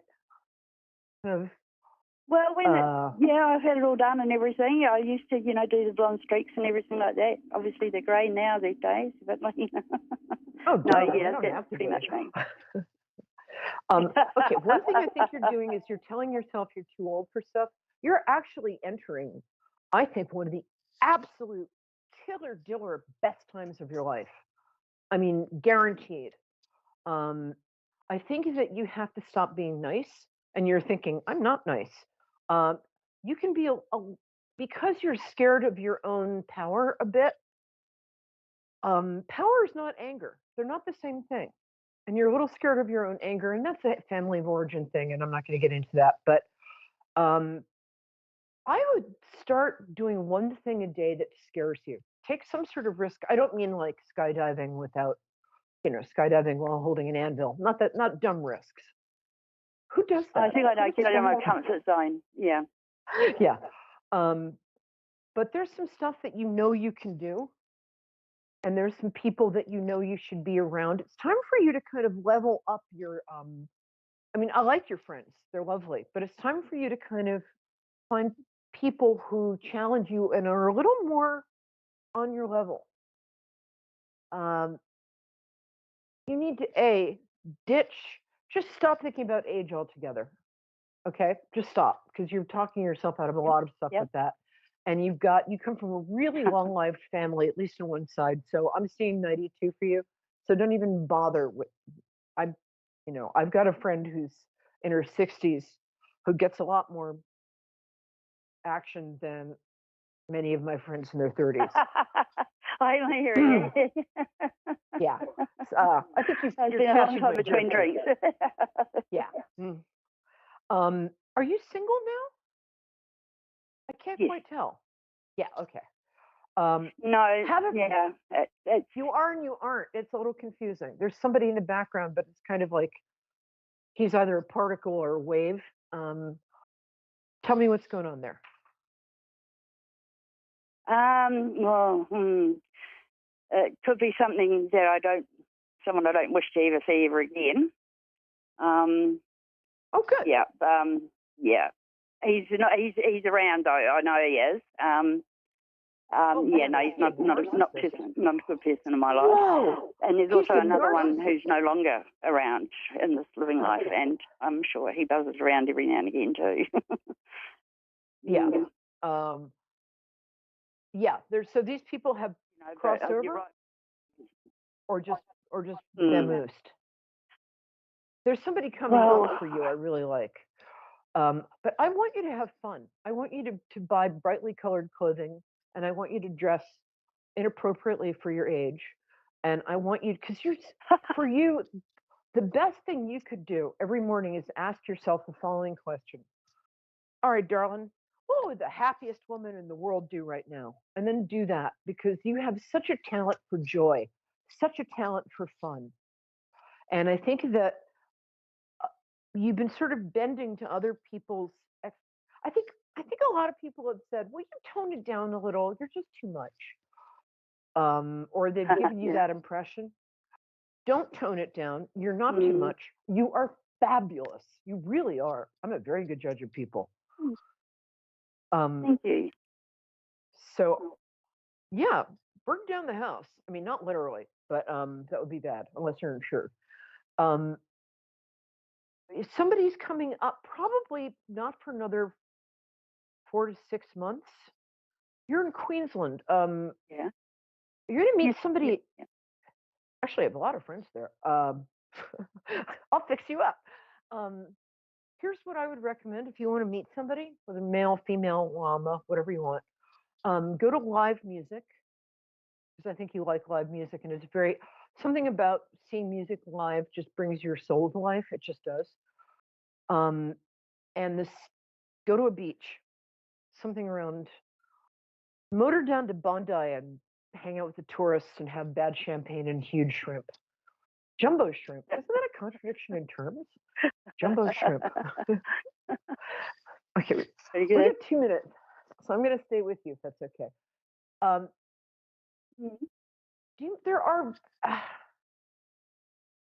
There's a young man and a young woman in your vicinity who look like you, but I don't know if they're your children or not. My children thing seems to be broken today. So, are these just random people? Oh, no. There's a tricky one actually. Like, could it be a sister, or could it be like? Yeah. No, Do you have nieces? These are like nieces and nephews, or somebody. Are you going to go? It would be really good if you wanted to go visit some family. You're a brother and a sister, right? Yeah, I've got 2 sisters and a brother. Yes. Yeah. Sorry, I was adding a sister in there. I figured we'd already talked about that. No, you're right. You're right. You're right. Who's the one with kids? Well, 2 of them have kids. Yes, they do. My brother doesn't, but my 2 sisters do. Yeah, they do. Go visit the sister you like. Something good's going to happen if you do that. I think I like your brother too. He's a little staid, but he's fine. Yeah, I would do that. It's funny. I don't know. I'm getting this very strongly. I have no idea why. If you can take a weekend and go hang out with your sister and her kids, something good will happen. I'm not sure what, but it's going to change your luck. Right. But your luck is changing anyway. Your luck really is changing. You had kind of a crap. Right. This time last year, you had a crap year, but things are changing for the better. Woo! Wow. That's nice to hear. No, but it's going to. Give it till the turn of the year. And go to the beach a lot, because I know it's different. You're opposite us. Anyway, I've got to go. You are wonderful. I'm so glad you called. I get the best people. Mwah! All right, guys. See you next week.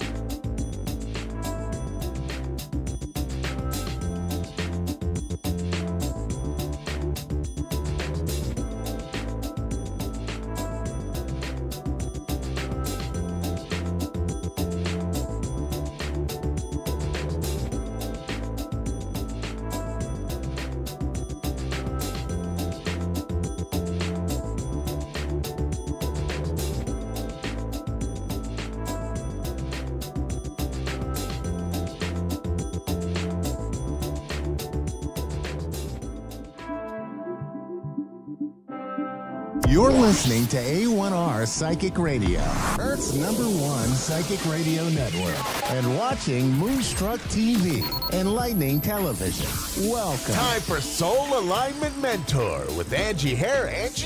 Live from angieharris.org. Connect direct. In North America, dial 888-454-2751. In London, 20-3519-2158. In Sydney, dial 02 888-3488-3147. Or online, contact us through our Facebook page, facebook.com/Psychic Radio. Or one of our websites, askoneradio.com or moonstruck.tv. This is Soul Alignment Mentor on A1R, the Ask One Radio Network. Welcome back, everyone. If you are just now tuning in to me for the first time, my name's Angie. I am a Soul Alignment Mentor, which simply means that I help people realign with their highest self, their consciousness, their intuition, and reprogram the ego mind in order to understand yourself as more of a spiritual being than just a human. And so I wanted to share a little bit today about some intuitive insights I've been getting recently about our emotions and our human comprehension of how we work in this world. And I was thinking before I got on, if I could title this as something, I would call it, Are You Constipated? And when I say that, I talk about emotions. Are you holding things in your body, in your energy, that are clogging you up and causing you to struggle in everyday life? Whether that's showing up in your family life, at work, or just simply feeling kind of in a fog, maybe struggling with having negative beliefs or not really feeling positive throughout your day. And the reason I share this is just simply because as I've been doing healing work for over 20 years, I have come to understand that a lot of us hold many emotions in our body that then begin to manifest outwardly and cause us to struggle with relationships, with focus, with limiting beliefs, with being able to show up as our best self in all settings. The more we allow ourselves to feel things or get to know our own emotions and release them, the easier it is for us to feel free in all settings, whether that's the relationship in your family or a partner or at your job, working with coworkers or with someone that you might struggle with. And so I wanted to bring this to light to some people because it can be a hard thing to understand what might be causing us to feel a certain way. And it could simply be because you haven't allowed yourself to understand what emotions you are holding in your body. And so, if that is something that you struggle with, I am gifted in being able to help people see into their own energy. So, if you would like to set up a personal reading with me to go deeper into that to understand what might be causing you to feel off in your life or struggle, I would be happy to help with that. You just go to my website, angieharris.org, and I can help with that. And so I wanted to provide a reading today, and it looks like Melissa from Eugene, Oregon is on. Melissa, are you there? I am. How are you today? I'm okay. How are you? Oh, me too. I'm okay too. So you were calling in to get a reading. Is there something specific that you were wanting to tune in for or for me to ask Spirit about, or is there just a general reading? Yeah, I have like a bunch of questions, but I'm all over the place right now. I'm feeling kind of stuck with work, and I try to tune into my guides all the time, but I'm not hearing anything clear, and I just am. I've been a little overwhelmed the past few months. So. Okay. Yeah. So, the way that I do readings is sometimes I'm already getting some messages for you, Melissa, but I'm going to pull a card. I pull some oracle cards just to see what else Spirit might want to say. But right off the bat, as I'm hearing you talk, I'm hearing that you are going through a transition, and that there might be a possibility that you're feeling frustrated with where you are and wishing to see things move forward in a different way. Like maybe you're feeling as if, is it possible that you have been or had gone through some kind of a spiritual awakening, Melissa? Like maybe you've kind of began to change the way you see yourself in the world in some way? Yeah, Yeah, I'm trying. Yeah, and I get frustrated that I can't hear myself, you know? Like I can't hear them, like, so yeah. Or my Okay. dad, like yeah. So. Okay. Yeah. So one of the things that I'm hearing in my spirit to tell you is sometimes, I don't know if you heard what I was talking about prior to getting on the call with you, but I was talking about our emotions and feelings getting stuck in our energy field and how they can cause us to feel flooded or blocked in some way. And I sense this for you. I sense that maybe you have been trying really hard to move forward. And sometimes when we get in our ego and we focus on what we don't have, we forget that we can lean on and just relax into what should be. And I'm actually hearing your guides come through right now. And they're saying that sometimes you one okay, they're saying two things. One, you are going through a transition in your energy.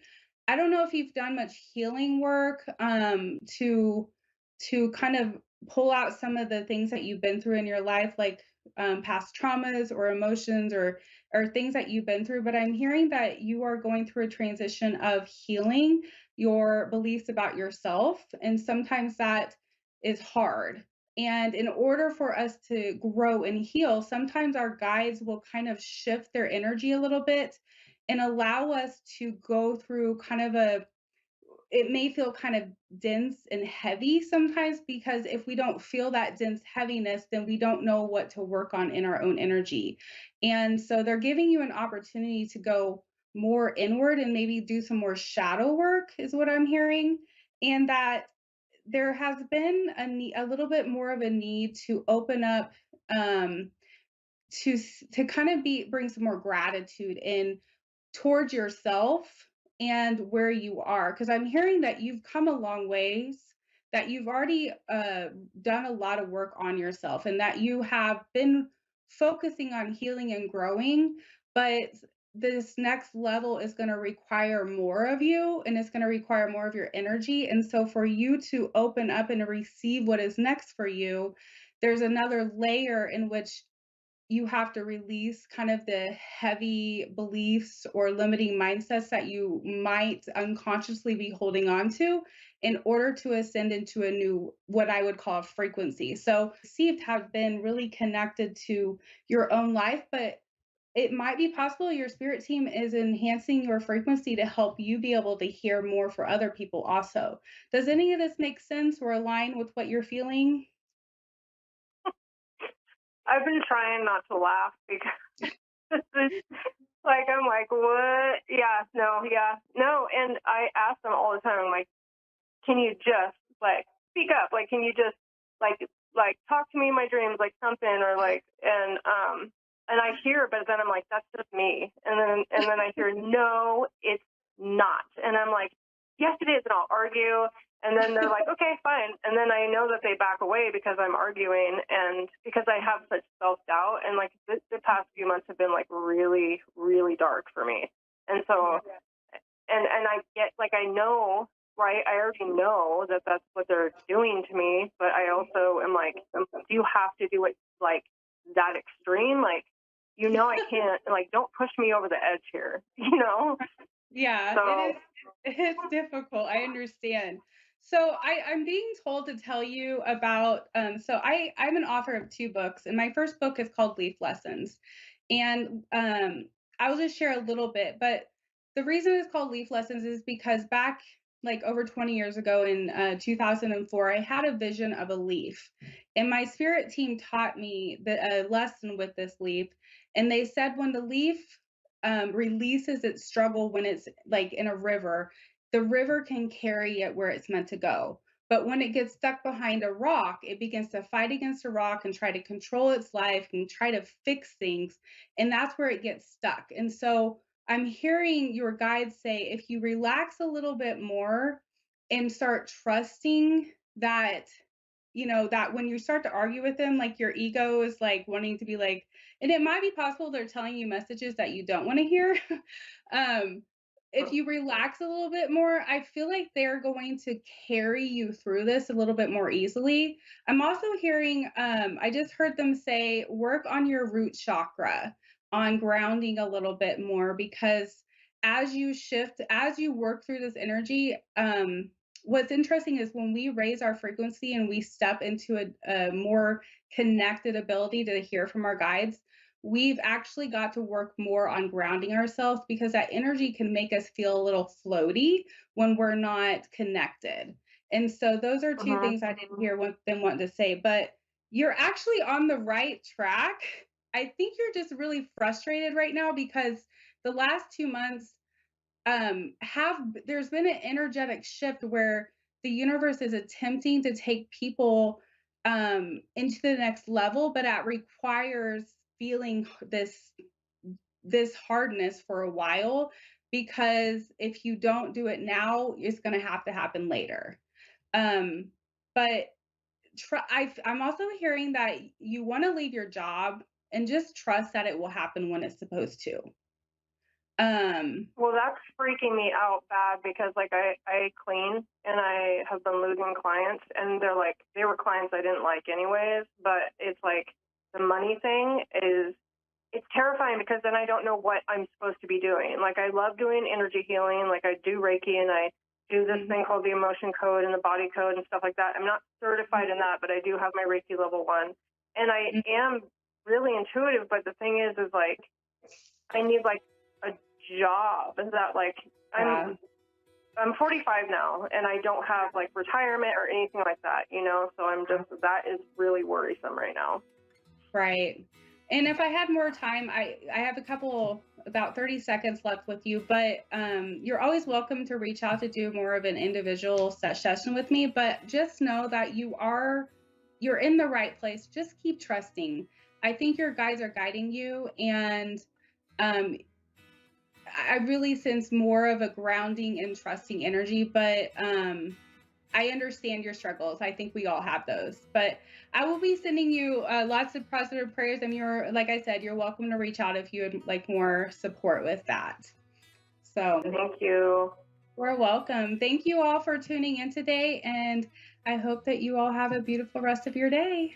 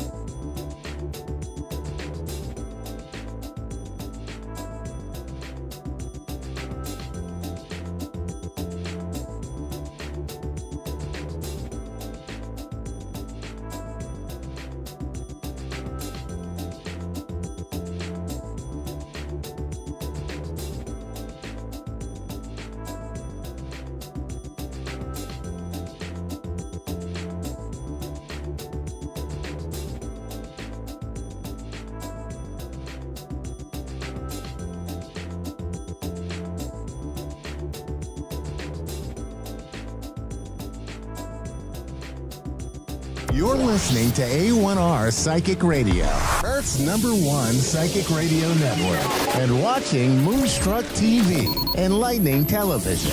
Welcome. Time for Soulfully Guided with Carmel Ann.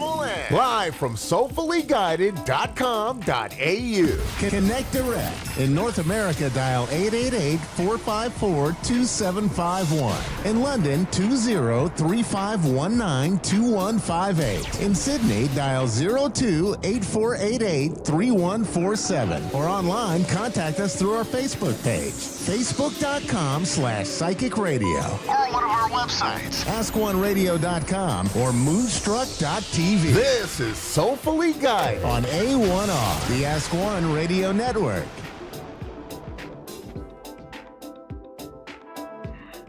Hello, everyone, and welcome to Soulfully Guided. So today I wanted to spend a little bit of time to share with you about our website and our service at Soulfully Guided. So we provide a variety of spiritual-based services, and I find that I'm on the border of being, enjoying my social sciences and my sciences as well as my spirituality, and I meet somewhere in the middle of there. So the purpose of wanting to talk about my website is because it really is the heart of Soulfully Guided, and we've put a lot of time into our website, and I feel educating people on how I provide a service for you is really important, so that you're utilizing your time for your booking with the right reader for you, and also that your money is being used wisely, especially in an economy like the one we're living in today. So our website is, if you're ever in doubt of any of our social media pages or our email or anything seems off to you, I always say go to our website, and that is the first place you will find all our authentic and genuine social media links, ways to contact us, and information about Soulfully Guided.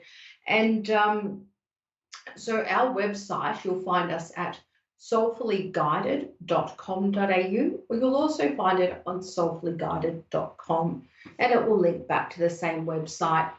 So what we do is at Soulfully Guided, we've got a really great booking system, and you'll see through our website that if you need to find anything about me, it will generally be right there on our website. We do welcome questions if you have further questions, and there's a Contact Us tab, which you are able to find how to contact me, or you can directly message me through our website. We have a bonus events page as well, which will show you in-person guest appearances I make at special events. Also, my private gigs, my private in-person and private online gigs that I do, and that's in the events page. With the services page, I've really spent a lot of time with this, and I really enjoy I really like how it's been done, and I love the website. Maybe I'm a bit biased, but if anyone would like to book our services, I find the best way to do that is by going through our services tab on our website. And that's all automated. So you're going to receive reminders, confirmation, receipt for your purchase. And once you go to the services tab, it will have a window or a page of what our services are.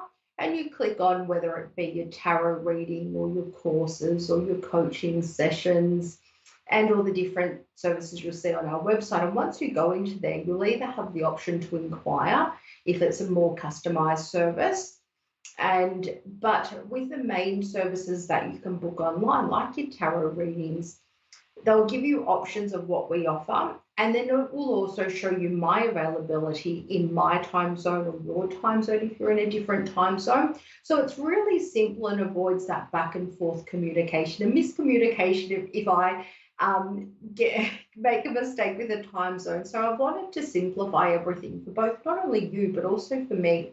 And you'll have the option to do a Zoom or in-person reading. If they're not your preferred methods, just let me know. But my preferred methods are through Zoom and in person. And that everything is pretty much automated from there. You receive your notifications and your reminders, and it makes life really simple and a pleasant experience to book. So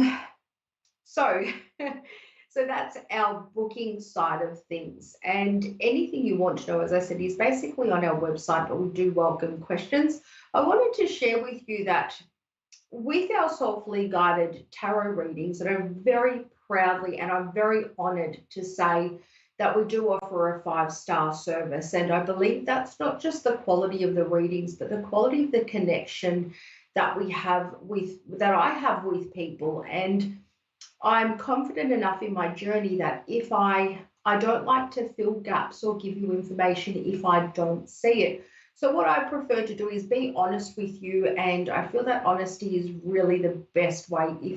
If you ask a question and that becomes if it's a maybe, not a simple yes or no, I'm going to explore that and unpack that for you. But most of all, I'm going to be honest. So a lot of our 5-star reviews come from the way we connect with people, but also through our honesty.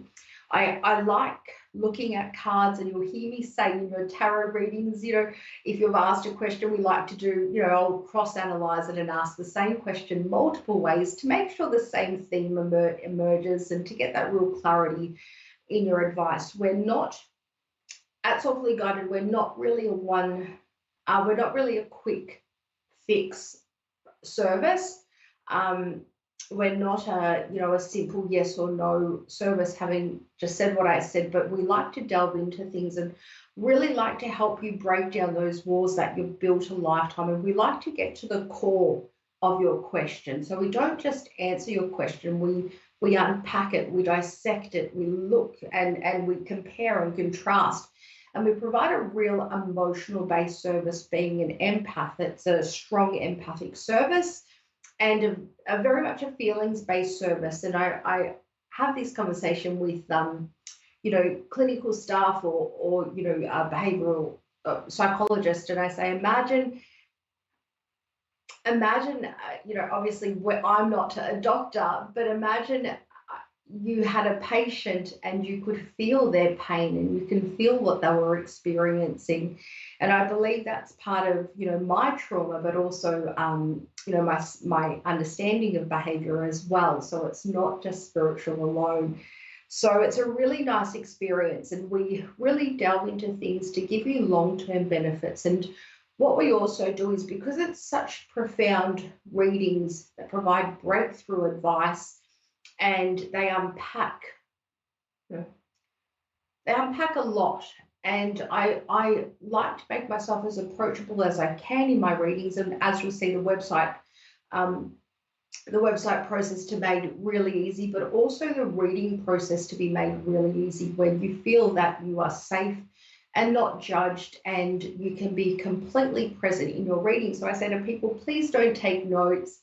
Please don't try and remember everything. I just want you at your service, whether it's coaching, teaching, or a tarot reading or any other service we do. So I offer, in our one-on-one services, I always offer recordings, and that is your option. And I believe a recording is part of our service. I'm the service provider, and I will offer that to you. So at Soulfully Guided, we record your reading with your permission. I take photos, and I also provide you your questions, because we all understand art to a degree, and looking at these cards, if you have a recording of your reading, you'll also be able to see the cards as well. And it's a nice, complete little package that's included as part of your service. So that, because I feel that the quality of advice you get during your 30 or 1 hour reading or your coaching session, or whichever service, your one-on-one service you've chosen, I feel that the benefits of that session will last much longer than that time you spend with me. And I always say I highly recommend people to record it, even for me to record it, even if they don't want it, because I'd rather you have the recording and not want it than not have the recording and want it. So we unpack and we talk a lot. We uncover a lot in such a short period, and that's because you're at this situation where you're not having to fully explain to someone what you've been through or what you're feeling. It's someone connecting with you at a soul deep level, and we're sharing your experience with you, and we're unpacking it and dissecting it. And so that recording can really help you much further in your future as well. So it's a really great experience to be able to provide that to people as part of our softly guided service. So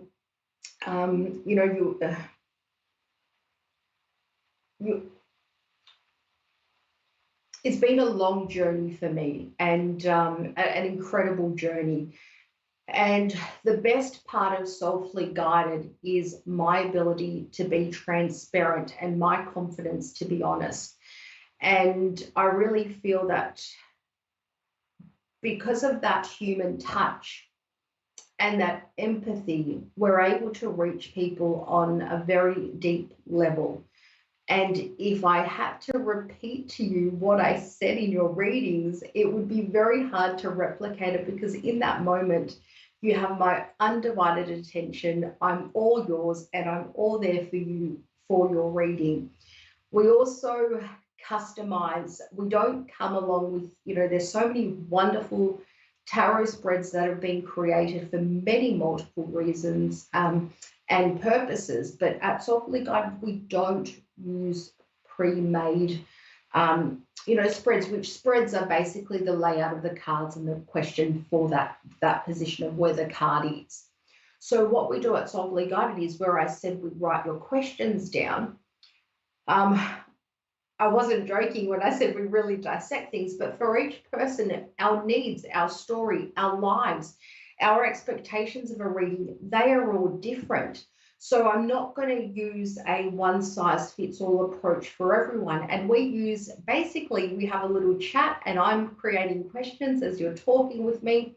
And I say to people, you can tell me as little or as much as you like because each service is individual. But we also treat it that way in that each person that comes to me for a service, we will structure your own tarot spread during your booking that's specifically created for you. So as Soulfully Guided evolves, we're creating processes that make it not only simple for everyone else that's using our service, but also for me. And it's a beautiful exchange and it's a very safe place to be. So you'll find that our website is a great source of authentic information about Soulfully Guided. And if ever in doubt anywhere, please refer back to our website. And we are a very ethical and honest business, and we treat you the way we would like to be treated. And sometimes we might not be the right fit for everyone, and I'd love you the opportunity to make that decision for yourself with the plethora of information on our website. So thank you for listening, and thank you for considering Soulfully Guided. We always have your best interest at heart as well as our own, and we welcome people from all walks of life.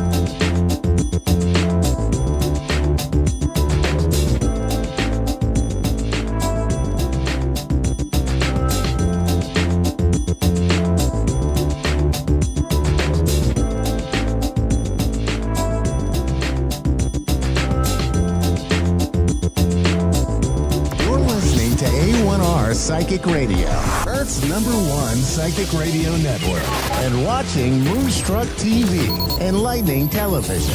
Welcome. Time for the Psychic Side with John Capello. John Capello. Live from johncapello.com. Connect direct. In North America, dial 888-454-2751. In London, 20-3519-2158. In Sydney, dial 02-8488-3147. Or online, contact us through our Facebook page, facebook.com/psychic radio. Or one of our websites, askoneradio.com or moonstruck.tv. This is the Psychic Side on A1R, the Ask One Radio Network.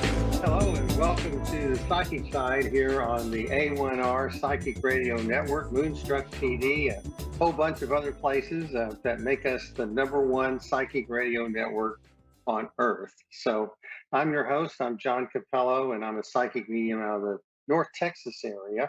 And I'm happy that you're joining us today. And Today we have a guest who is a student of mine, and she is from Illinois. She's joining us from Illinois, so this is really a worldwide broadcast today with the show going everywhere, and of course we have our guest from Illinois here too.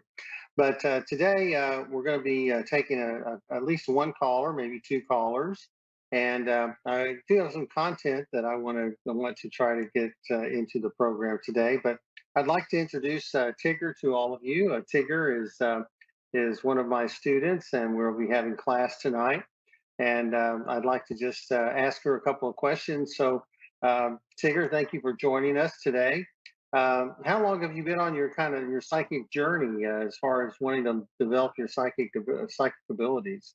Well, I think we kind of figured out when I took your first intro call that I was starting my journey many, many years ago and putting pieces together. But more recently, having that spiritual awakening, as we all call it, or some call it, within the last year and a half with my girlfriend, Selena, and we have been on our journey together. She's probably about 4 more years ahead of me in her journey and helping me and guiding me.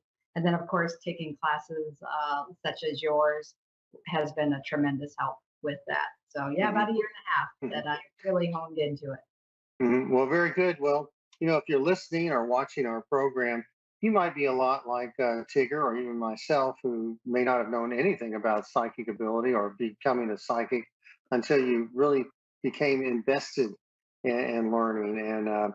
And so I'm sure, Tigger, you've noticed that there's lots of different approaches to developing your psychic abilities. And I appreciate you taking my approach. But have you noticed a lot of different approaches to how you are being taught different things? Oh, yeah. Everybody has their own spin on things. Everybody has their own experiences and what to do, what not to do. And I think, again, going back to your class, being the basics has really helped out because, sometimes when you follow the bigger gurus, I'll say, that are, that have more broader fan base type of thing, and maybe we'll call them show type mediums. They also have different aspects of how they have experienced being able to channel to their mediumship ability. So it's good to get back down to foundations and learning definitions and just your basics is what you want to call it. And I've learned actually a lot going backwards. It's kind of like I went backwards in my journey, but not so much, right? You learn as you go. You don't know what you don't know. So. So you learn from me and then go and look again at what they taught you, and it makes a little more sense. Does that make sense? Absolutely. Okay. So y'all need to hear that out there. You got to like me on my Facebook page and like me on just different platforms that I'm on, so I get to be a bigger psychic. So I was looking forward to that, but no, I appreciate you being a part of my student group, Tigger, and I'm glad that you like the approach that we're taking, because I feel like everybody has something to offer. So I tell people, take all the courses you can, and use what works for you, and don't use what doesn't work for you, because some of it may sound a little implausible, and some of it will be, very, very helpful. So I certainly don't have all the answers. I can only give you what works for me, and let people try to communicate that to other people. So thank you for joining us. I don't know if we have a caller yet, but if we do, then we can start on our callers. But if we don't, then I do want to just put a little content into our program today. This is our 41st program, I believe, on the Psychic Radio Network for this year, and I try to have a different topic every week, and it's not hard when you're dealing with the spiritual realm. To come up with different topics. You just have to be open to them. And there's just so many things to talk about as far as psychic ability and mediumship. And here recently, I've been talking a lot about angels, and I know I brought that into the mediumship class with Tigger and the others. And we've been looking at the angel hierarchy, and today we're ready to go to the middle realm of the angel hierarchy. And the first set of angels that are in the middle realm are they're called the power angels. And I understand that a lot of people may be dismissive of the things that we say here as far as the metaphysics is concerned, but the angels are really a powerful group. They're a group that needs to be reckoned with. And the power angels are a group of angels you don't normally see. They're angels that make their presence known behind the scenes, but they're the warrior angels, and they travel in groups, and they're kind of like platoons or battalions, and they are angels that fight the angels of the darker side, because there are so many angels on the darker side. You know, we've talked a little bit about Lucifer, and Lucifer hating the Israelites and hating the Jews. And we see this now once again coming up and raising its ugly head. And so we're going to be seeing maybe some strange things happen when the power angels intercede, and won't be recognized by most, but a few people like myself will be recognizing it, because you can see how the angels of darkness come out of the earth, or they come out of the bottom, and they make themselves known that way only when they're ready to attack. Whereas the angels of power are those that come out of the light. So we're going to see a lot of changes. It doesn't mean that they're going to be able to protect everybody. And I know we're in kinetic times, and we have to be careful. You know, 100 years ago, our ancestors were going through it as well, and it only got worse from 1923 on. So we're hoping that this time there'll be a better outcome, a shorter outcome, where there's less loss of life on all sides, but people come to the recognition that we can't live this way. Everyone has a right to exist, and we need to learn to live together. But when someone says you don't have a right to exist, then it's hard to give them any quarter whatsoever. At least that should be a universal concept, especially for people in metaphysics. And unfortunately, I don't see many people in metaphysics standing up and saying anything like they should, and I'm kind of disappointed in that. So I'm trying to do my share. I'm trying to do it in a moderate way, but I have to be firm that we've got to do a better job as human beings to care about our fellow man. So right now we have Lynn in Ontario. She's joining us today. Orlando, excuse me, a different country. So Lynn, are you there? Yes, I am. Thank you. Okay, how are you today? Doing good. Doing good. Good, good. Do you have a question for me today? Yes, I do. I guess I just had a major operation, and of course, I'm going to have to change careers, and wondered if you saw anything. You said this is a major operation that you had, so it just feels like you're going to be in recovery for a little while. Does that make sense? Yes. Okay. So this is a time for you to not necessarily, if it's possible, of course, not to worry about money, to worry about getting better. This is a time for you to for recuperation, because this operation was pretty intense. It feels like to me. Is that right? Yes, that is true. Okay. Okay. So I understand that you I understand that you want to get back in the swing of things, but it just feels like you haven't accepted the fact that you got to slow down. Okay. So I haven't. and so I feel like you need to allow your body to heal. I feel like when you start working again, it's going to be you're going to crawl, walk, and then run. Okay. I also feel like this is a time for you to seek out new passions in your life. What makes you happy? I'm not sure that you found that yet. You weren't injured in any way, were you? Old injuries, but then had an operation to correct them.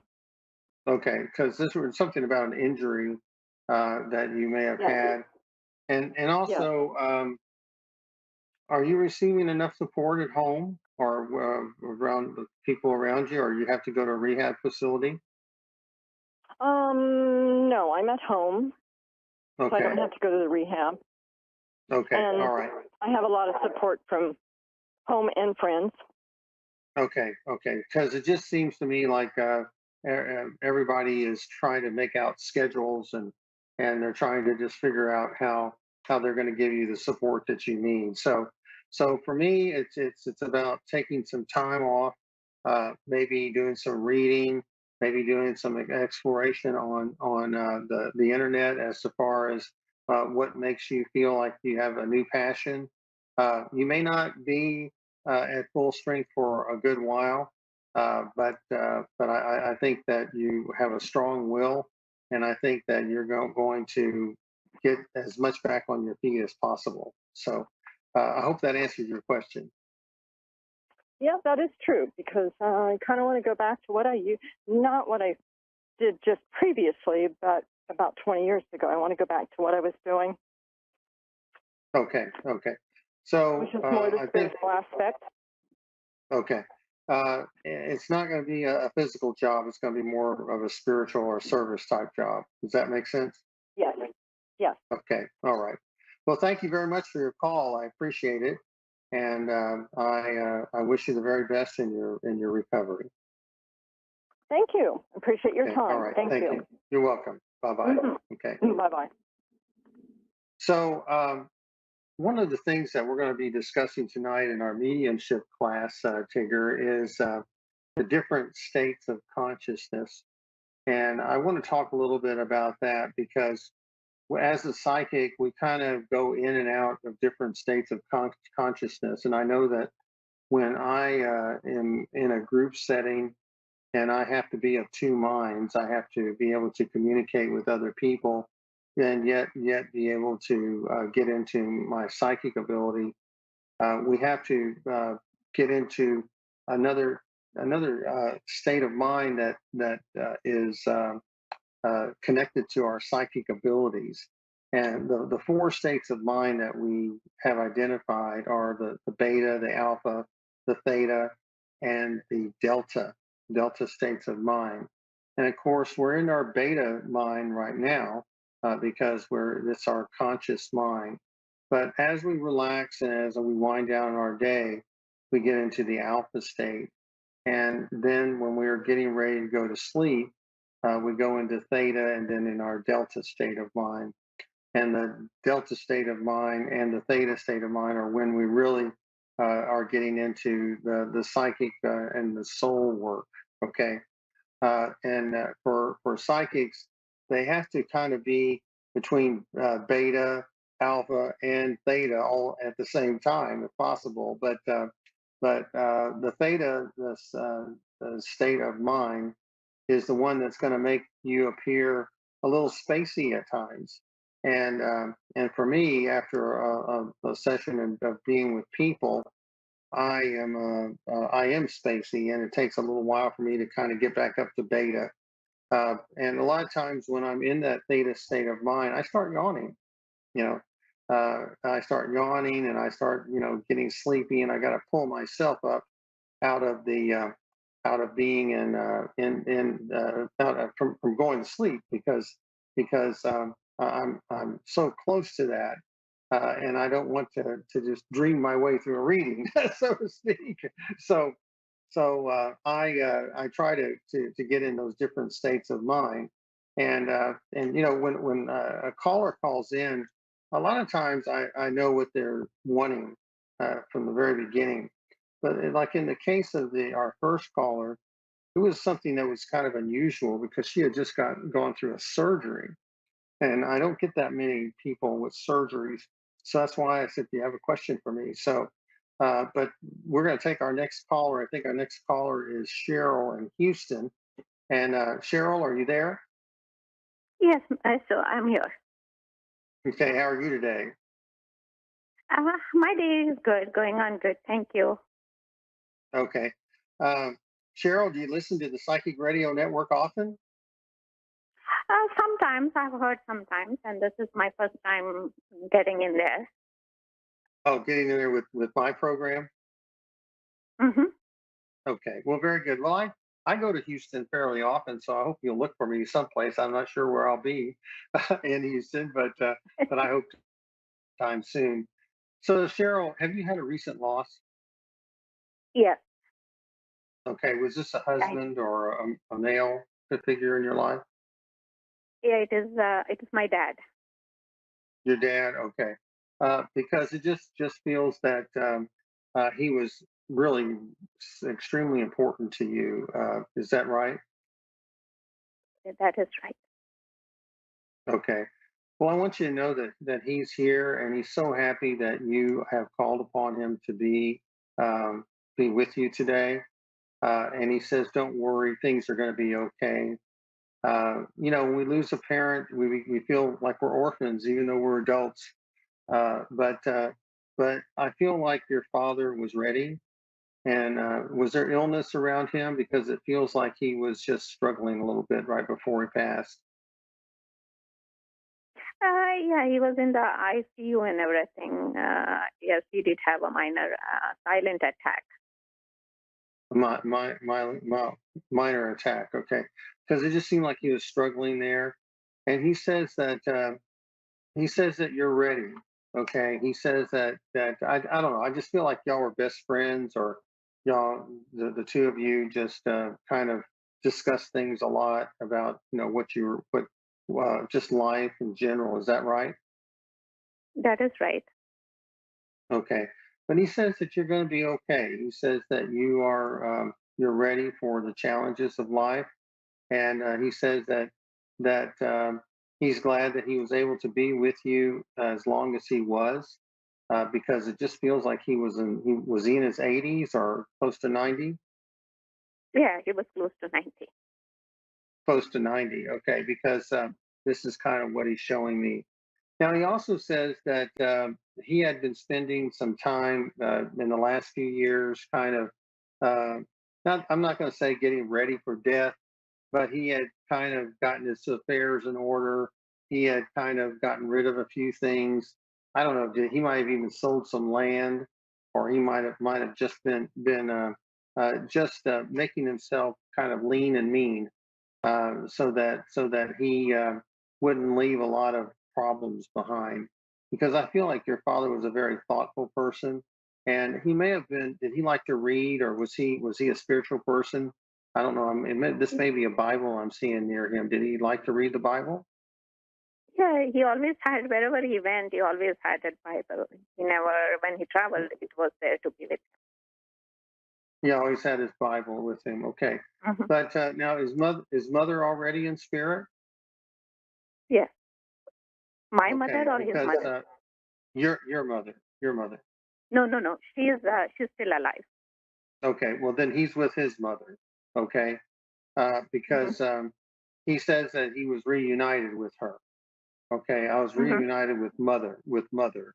So sometimes fathers call our mother's mother, and but I think he's just referring to his mother. So it seems to me, were they not together or what? Because or had they? I don't know. I'm not sure what's going on here. Were they together when he passed? His mother. Your mother. Or my your mother. and your dad. My mother was very close to him. Yeah. Me and my mother were there with him when he passed. Okay, because it just seems to me that he was I don't know, maybe he slept a lot, or he just was kind of detached in some way. Okay, but he speaks favorably upon your mother. He says that she was a gem. He says that she was someone that he could always depend on, and someone he loved very much. Okay, he says that he wishes he had shown it more to her. Okay. Mm-hmm. Okay. So so he just is glad that you're with her, and glad that the two of you are bonding together and getting through this grief without him. So it's like I say, he just sends his love to you. He says that everything's okay here. Now it almost feels like he's new in spirit. Is he? Is this fairly recent? Yeah, it was very recent. It was in May. In May, okay, because it just feels like he is just kind of getting settled in the spirit world and trying to figure things out, and he's starting to realize he can do things that he used to love to do, and he can do them again in the spirit world. So he says he wants you to be happy for him, and he says, I haven't gone anywhere. He says, I'm still with both of you. I'm with both of you, and I want both of you to know how much I love you. So so, do you have a question for him before we move on?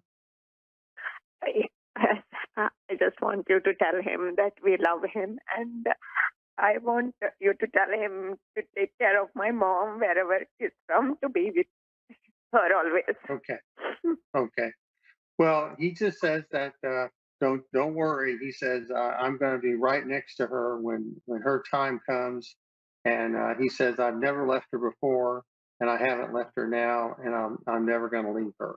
So he says just tell her how much he loves her and how much he misses her. Okay. Okay. Okay, and he loves you too. Okay, so take care. I appreciate it, Cheryl, and I hope to maybe meet you sometime in Houston. Okay. Okay, thank you. Thank you so much. Okay. Really appreciate it. You're welcome. Thank you. Okay. Bye bye. So that's kind of how it works in with the psychic work, and you can see that when Cheryl called, there was kind of an overwhelming feeling I had, and it was a masculine feeling, and it was a feeling of deep love, of deep, and that the man was had a lot of wisdom. That he was a person that had a lot of depth and character, and so it was either a father or a husband, and so it wasn't a useful energy like a child or a son or a baby, and it wasn't certainly an animal, but because I can discern those things, and these are things that you will discern too as you get more and more practiced with it. So I was kind of going through different levels of consciousness in my mind, and so I was of two minds, and I was in my conscious mind, and then I was able to get into that theta area and be able to communicate with Cheryl's father. So these are things that you will be able to do as time goes on. And so, Tigger, I know that you're still with me here, and I'd like for you to maybe come to the spirit gallery we're going to be having in December. You said you might want to do that, and so that you can kind of see it work with live people. But what we're working with here is sound imprints, because I didn't have the pleasure of seeing Cheryl. I didn't have the pleasure of being able to touch anything that she owns, like a wristwatch of her father or anything like that. But I worked off a sound print, which is psychometry, a form of psychometry. And so there's lots of different tools that you can use as a psychic. And when you encounter energy, the tools just kind of automatically kick in. Is it a psychometry tool? Is it clairvoyance? What is it? Which sense or which tools are going to kind of kick in? And so these are things that I've been doing for so long that it comes kind of naturally to me. And if you're new to it, you don't recognize it, and sometimes it can be confusing. But as you get more and more accustomed to this energy, then you can figure it out. You can figure out what's happening to you, because a lot of things are happening to you when you are doing a psychic reading. It's an expense of a lot of energy, and that's why I say a lot of times when I'm in a public forum or I'm doing some things that involve an intense reading, it takes a lot of energy out of me. It's like just like running a mile or a couple of miles, and because you can be exhausted. So some of the psychics, when you're at a psychic fair, you'll find that you're exhausted at the end of them. And I remember when I first started out, I became popular at this psychic fair that I went to, and I loved doing it at first because I only had a few readings. But once people found out that I could do what I do, I started to get lined up, and I became one of the more popular psychics at the fair, and just got to be so intense that the whole next day I just was worthless. I just couldn't do anything. So eventually my business grew, and I didn't need to do the psychic fair anymore, so I left. But our program goes so fast, and it's already time for us to end. And so I want to thank Tigger for joining me today. I hope don't be late for class. So Thank you, John. I appreciate it. And tell Selena not to be late either. All right. So, but I want to thank all of you for being here. I want to thank my sponsor, Miracles of Joy, for sponsoring our program once again this month. Be sure to go to their website at miraclesofjoy.org and use promo code PS-0223 and buy a whole bunch of stuff. You'll get 25% off. Be sure to like me on Facebook and join me next week here on the Psychic Side. I'm your host, John Capello. Bye-bye.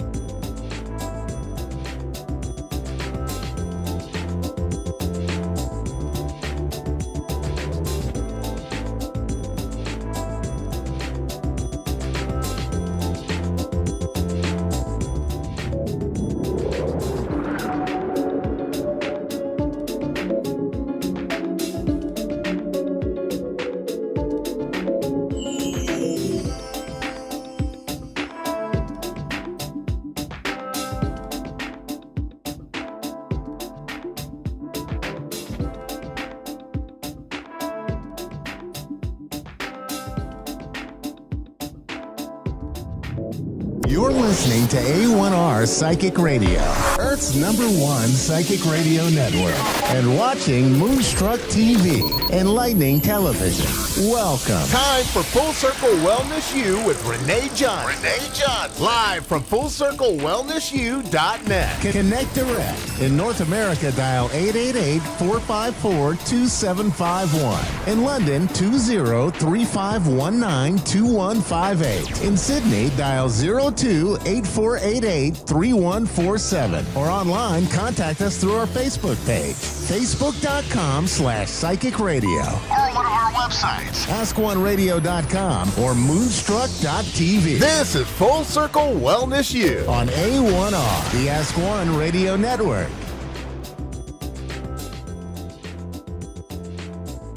Hello, everyone. Good evening. I'm glad you're here with me tonight. It is now 9:30 Central Time in Tennessee in the United States, and I am so excited to be back once again on the show with you all. It is Reset Wednesday, and as you all know, if you don't know, some of you know, it is Reset Wednesday, and that is my belief that no matter where you're at in your week, you can reset. And since people call that hump day and we're trying to get over the hump, trying to make things better, I like to think that that's a perfect time to reset.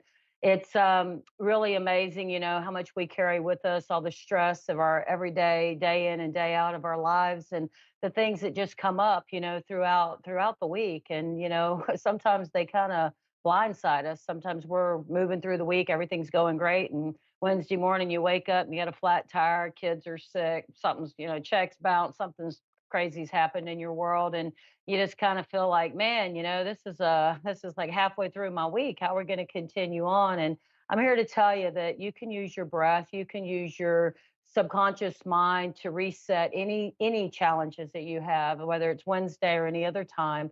And what I like to help people remember is by using your breath, you can change your state of mind, your state of being. Your subconscious mind, as I often say, does not know the difference in fact or fiction. So if you feel like you're having the worst day ever, you can just tell your subconscious mind or just tell yourself, you know, this isn't such a bad day. Actually, it's a great day. Look, the sun's out, you know, the dogs are happy, you know, everything went good so far this morning. And, you know, that one phone call or that one little thing that happened is just a glitch, you know, it's just one little thing. And sometimes those little glitches help kind of line us up to help us get to that place where, you know, maybe we kind of veered off a little bit off track. And sometimes it may seem like the worst thing. And then when you step back later, maybe the next day or so, you look back and you go, wow, you know, that just helped slow me down a minute so that I can focus and get back where I need to be. So saying that, I would like to demonstrate just for a moment how to bring yourself back to center. And it's very, very simple and it's very important. And I recommend that you do this all the time, anytime you want to. If you have a test that you're going to take, or you have a meeting at work, or a tough client, or whatever it is in your world, that you can use these techniques for that as well. You know, you're getting ready to walk into that meeting and somebody comes out and says, yeah, so and so is not in a good mood. You can go, okay, and just take a minute, anchor, put those fingers together, go back to all that good stuff that's in those anchors, and then breathe into your nose as far as you can and exhale through your mouth. Yeah, like that. Just as slow and controlled as you can. Again, in through your nose. And count when you do that. If you can get to 4, that's great. Exhale.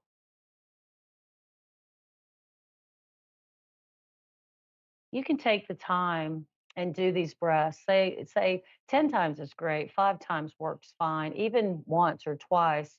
What it doesn't only just reset your thought patterns, it actually calms your heart rate, it lowers your blood pressure, it helps calm down your digestive system.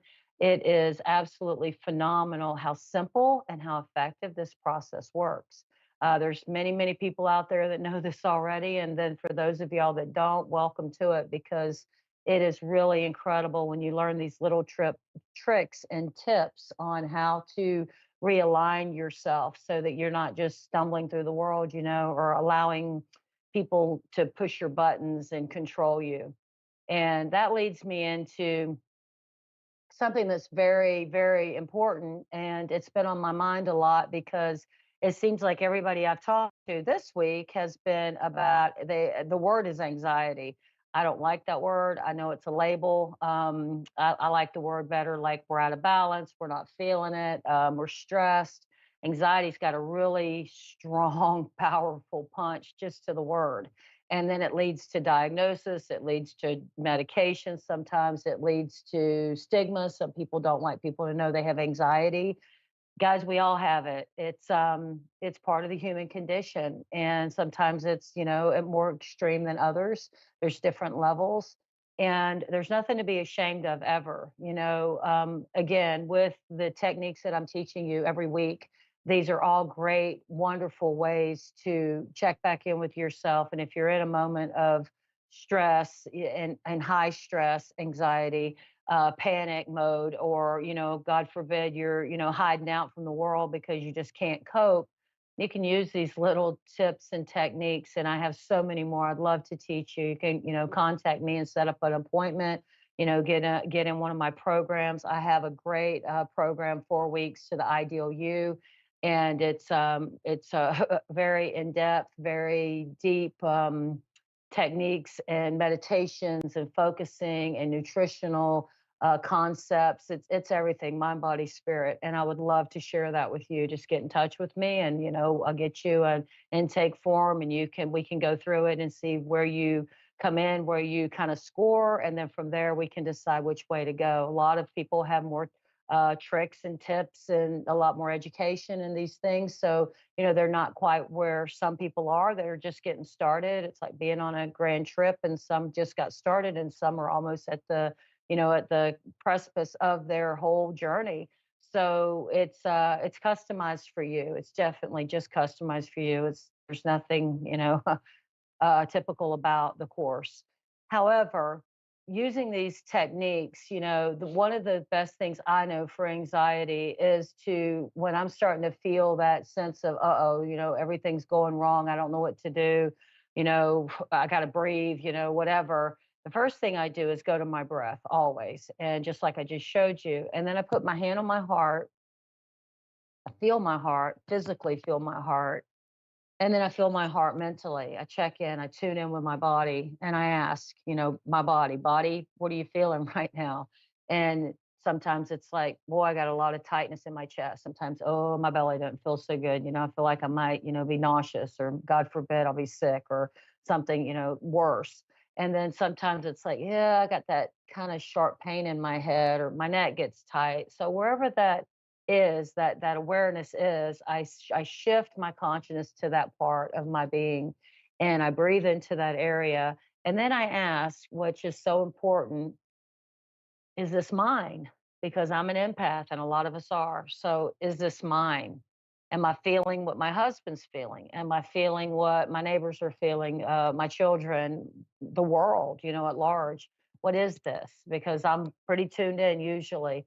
So it's like, if it's mine, the first thing I ask is, what can I do about this? Is there something I can do? And instantly my head goes, after all these years of training, yes, use your breath, use your breath. I use my breath, and then tune into your surroundings. So the first thing I do is I look around the room, and right now, you see this picture behind me, but I have another really pretty picture in front of me over here. And like, since it's in front of me, I would focus on it. It's a beautiful syrup jar with vases, and a beautiful wood bowl with oranges in it, and these gorgeous flowers in this vase. So I would focus, I would find a focal point. If you're driving, pull over on the side of the road, find a focal point. It could be your dash, it could be your speedometer, it could be your beautiful ring, it could be anything. It could be a bird in the sky, whatever it is. But find something and put all of your attention on it, every bit of it. So that whatever's going on the, the peripheral, whatever's going on deep inside of you, all those symptoms and reactions, all it is your body telling you that you're out of balance. And fear, of course, puts us even deeper out of balance. Anxiety is fear. So by putting your focus and your awareness on a focal point, a focus object, like I'm talking about this picture. So this picture is orange and brown and yellow, and it's got shades of orange in it. It's not just one color orange. It's got The browns in it are about 3 different shades. It looked like a blue background. So I would focus on the individual um, pieces, parts of whatever I'm looking at. So like this one's, I could count the petals in the flower. There's probably about 50 in one. And then I could count, I'm just, guesstimating here, 30 in the other. And then I noticed the hues of the orange and the yellow and the different colors of the leaves. And at this point, what you're doing is you're taking your conscious mind onto something more relaxing so that your subconscious mind can do the work. And the subconscious mind doesn't, it doesn't know the difference in fact or fiction. So if you're telling it, oh my God, Godzilla's at my front door and he's coming through the door and I'm going to die, your subconscious mind is going to go into, dear God, protect this person, let me protect this person. And what am I going to do? And your heart's going to start pounding, your blood pressure's going to go up. You're going to get the desire to run like crazy or freeze. I don't usually freeze, but it can happen. And when you freeze, of course, when you're frozen, you're in terror. So that's not a good place to be. Running scared to death, especially if something that you don't even know is real, is not a good feeling. So if you're focusing on this object and you're taking in the structure of the object and you're totally distracted on that, your subconscious mind has a chance to slow down, slow everything down in your body. You're doing your breath work, your heart rate's coming down. You're asking yourself, is this mine? If it's mine, what can I do about it? Maybe I need to go for a walk before I go into the office this morning. Maybe I should park my car a block away and just walk. Maybe I should take the stairs instead of the elevator. There's such simple things we can do to change our state of being. It is the amount of things that you can do are only limited by your imagination. Totally, truly. You can play with your fingertips. You can wiggle your toes in your shoes. You can, get fascinated by your elbow. I mean, I know I'm being ridiculous, but you really can. If you have animals, you can watch your animals play. You can stand outside and watch the wind in the trees. If you're near water, that's the best thing for me. If you're near any body of water, if you're standing in your kitchen, turn on the faucet, watch the water run and just see it and listen to it and get in that moment of that water. This is being mindful. This is being in the present, because the point of power is in the present. It's only now. The past is gone. The future is what it is, but we have right now. And after hearing about teenagers this past week that are desperate for help, hearing about seniors who are struggling, excuse me, are struggling, trying to find balance in this new world because they don't understand the new world. Talking to a dad the other day that he's a single dad and he doesn't know what to do with his 4 children, and he's really struggling. And all these people, that's the word they use, is anxiety. Several of them are now being seen and they're, going on medications, and more power to them. If that's what they need, that's what they need. Hopefully it's just for a short time and they learn other things to do to manage their lives and then to thrive in it. Because if you don't have joy and happiness, you got to find it. You got to look for it. Sometimes it's just not given to us. Sometimes we really have to look for it and create it in our world. And there's so many ways to do it again, with the water, with the beauty around us. It's fall here. It's almost winter time here in Tennessee. And it's not quite as nice for me as the spring and the summer, but those beautiful autumn leaves are gorgeous. The wind just blowing them on the ground, and just watching them yesterday, it was like, okay, I got this. I can do this. And what was I panicked about? I almost fell down the stairs, and my heart was just pounding like, oh my God, what if I'd have fell? And then this would have happened and that would happen.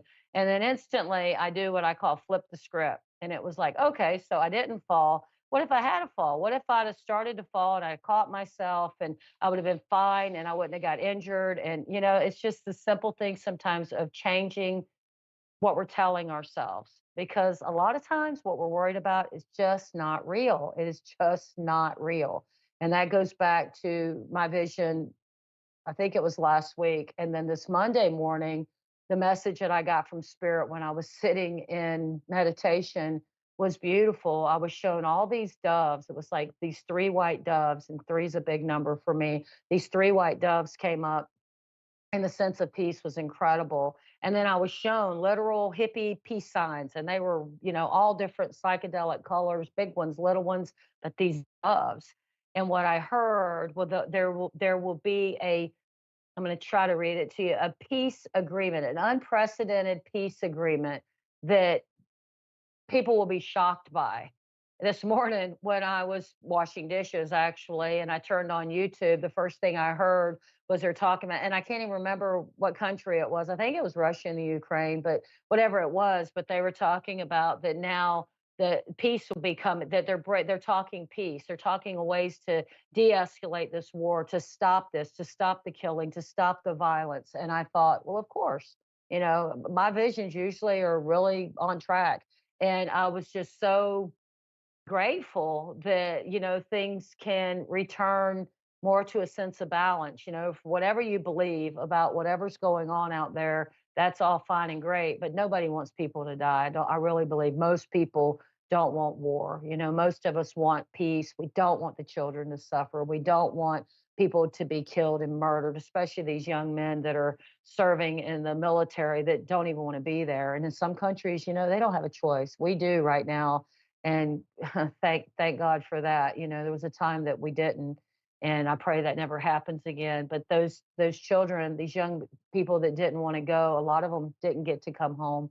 And I believe that most humans do not want strife and battles and war and competition, these things. And what I'm seeing on a regular from my guides and in my dreams is that don't get wrapped up in it. It is happening. It's not that it's not true. It's just the facts that we're getting aren't true. And it really is a grand illusion if people believe this is it. But you know what you think about, you bring about. So if we're all focused on what we don't want, we're creating what we don't want. So again, flip the script. You start listening to the news, you hear people talking about it, flip the script. Could you imagine what would happen if they decided to sign international peace treaties across the world and we could all work together? I mean, doesn't that feel great? And some people would say, oh, that's such a Pollyanna viewpoint. Well, then I'll be Pollyanna because I'd much rather focus on that than the other side of it. Because the other side of that brings me anxiety. It makes my heart beat funny. It makes my head hurt. It makes me start thinking things about the future that aren't joyful, aren't happy. I can prepare for the worst and expect the best. That's my motto in everything, whether it's growing food, putting food aside, canning food, educating myself on health and human nutrition and animal nutrition and herbology and ways to bring down, to bring the spirit into balance with the body and the mind, to calm the mind. Mental illness is at an all-time high, and everything we're talking about, that I'm sharing with you and that everyone's out there screaming about, it doesn't have to be that way. But we don't have to have this the way it is. So we have to choose to work on ourselves first and then to spread that out into the world. So saying that, I would like to just go into a little meditation here in a moment, and it's going to be pretty short because the show is short. But I just want you to think about, before we start the meditation, colors: orange, red, yellows, greens, blues, purples, golds, silvers, whites, blacks, and all the colors in between, all the hues, every color you can imagine. And I'd like you to not just think of them, but I'd like you to picture them. So if you can picture the color yellow, the true color yellow. Yellow is the color of the solar plexus chakra, and that's right between the breastbones. And the solar plexus chakra is a place where when we're in balance, we have beautiful confidence. We have, we choose the best choices. It's easy to make choices, great choices. We find ourselves in alignment with, things of spirit. We feel like we have self-worth, and our self-worth grows when our solar plexus is in balance. What I know from all of my studies with Reiki and quantum touch and hypnosis and everything else, and the food charts and the food healing, eating electric, I tell you, if you want to be electric, eat electric. You want to have low energy? Eat low energy food, eat dead food, eat processed food, eat chemicals, eat crap. And I guarantee you, it won't be very long, you'll be feeling it. But if you eat electric and you eat the rainbow, because there's so many fruits and vegetables out there with color, amazing color. And when you eat that way, you bring that energy into the body, into the spirit. So, being that the solar plexus is represented by the color yellow, when you think about your solar plexus in this short little meditation we're going to do, this visualization in a moment, I want you to notice what color yellow your solar plexus is. If it's murky brown, if it's dark, I want you to brighten it. If that means to bring a light into it, however you want to do it, you know what the color yellow looks like. It could be lemon yellow. It is lemon yellow, sunshine yellow, however you need to do it to brighten that up. And that's just the solar plexus chakra that we're speaking on right now. That also, comes from above and below the color. So it all just increases as we move through this little visualization. It will help you so much with your confidence, your self-worth, your self-love, so that you love yourself. Because if you can't love yourself and you don't love yourself, it's really hard to love anybody else truly. And when you walk out in the world and you're not confident, it seems like we attract things that are fearful, and it brings fear. Because again, if your solar plexus is out of balance, you're going to notice that you have more fear, concerns, worries, and anxiety, right? More stress, everything's stressful. So, as we're doing this exercise, I just want you to bring in this beautiful color. Like I said, it could be the sunshine, it could be a lemon, it could be a yellow ray of light. Whatever it is for you is perfect. There's no perfect way. I'm just your guide. And all self-hypnosis, I mean, all hypnosis is self-hypnosis, so you're in charge. And you can take it as far as you want. You can, when I'm done with this show, you can continue on. And I pray that you practice these exercises daily and get in touch with me and let me know, how it's going. And if you have comments or suggestions, you've been doing this for a while, share your viewpoints with me. I love that. I really do. So, saying all of that, just allow yourself to become very conscious of where you're sitting. Feel your chair on your bottom on the chair. Notice in front of you somewhere, whether it's on my screen or your wall or whatever it is, a focal point. Find something to focus on. And when you focus on this item, whatever it is, look for the deepest parts of it. Like I said, if it's a flower, look at the petal, look at the line in the petal, look at the shadow on the line, look at the hues, the colors. That's it. This is a creative visualization. And you can choose to do this eyes open, or it's much more relaxing. You can close your eyes.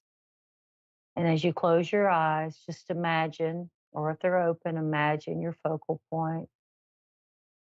Bring that deep inside of you. And imagine now, however you can, your solar plexus there, right under your breastbone, right in the center of your chest, below your heart, but in the middle. That's it. And as you focus on this area, I would just like you to notice what color comes to you. The color for this area is typically yellow. Sometimes it appears as other colors. That's fine.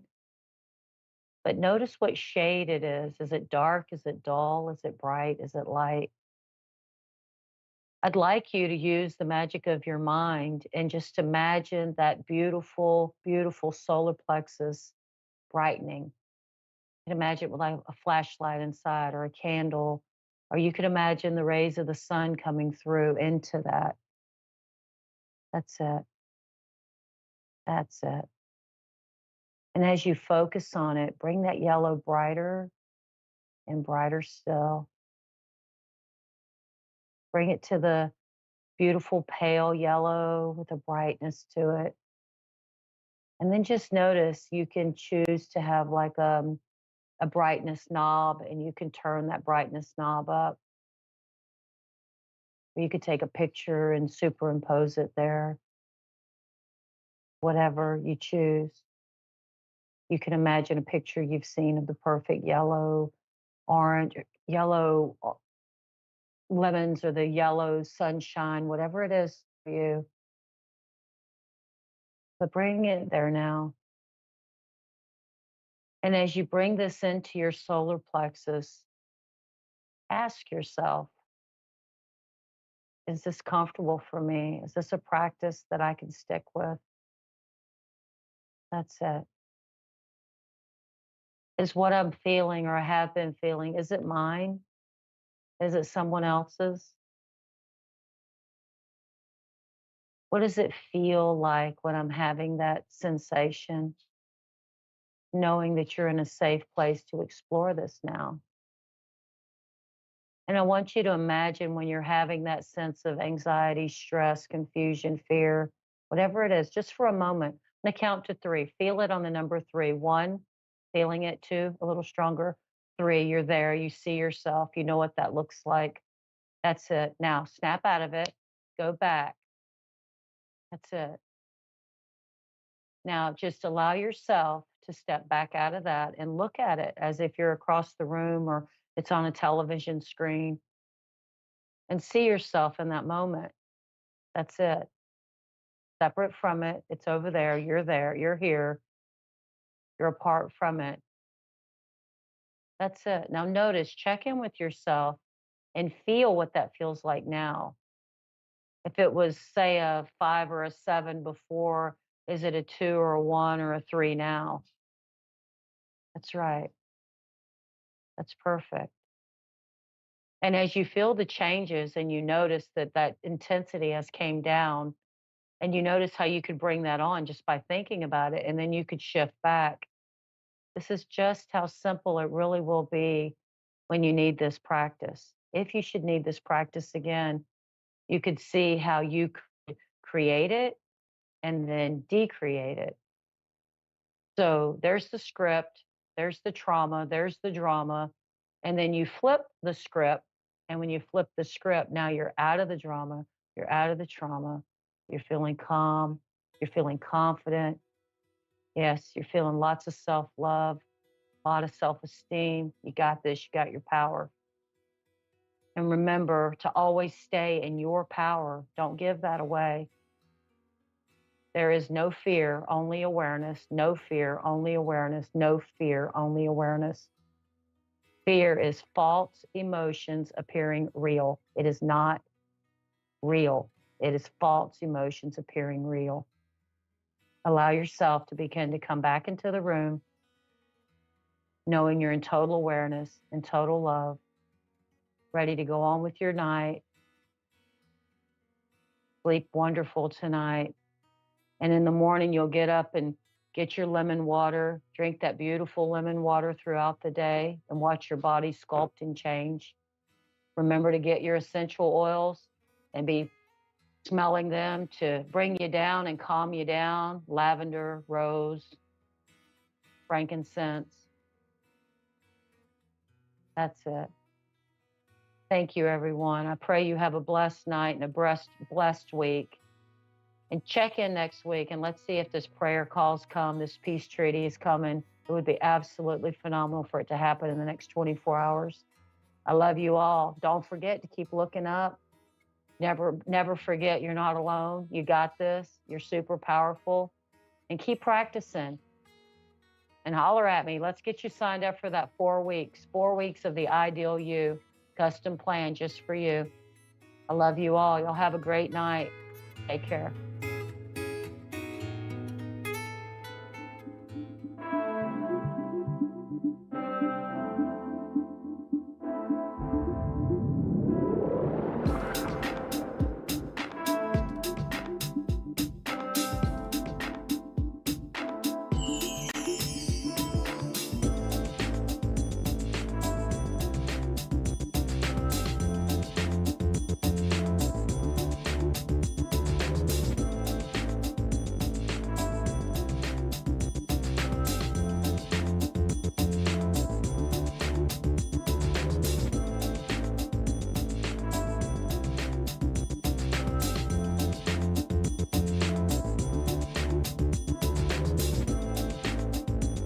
You're listening to A1R Psychic Radio, Earth's #1 psychic radio network, and watching Moonstruck TV, enlightening television.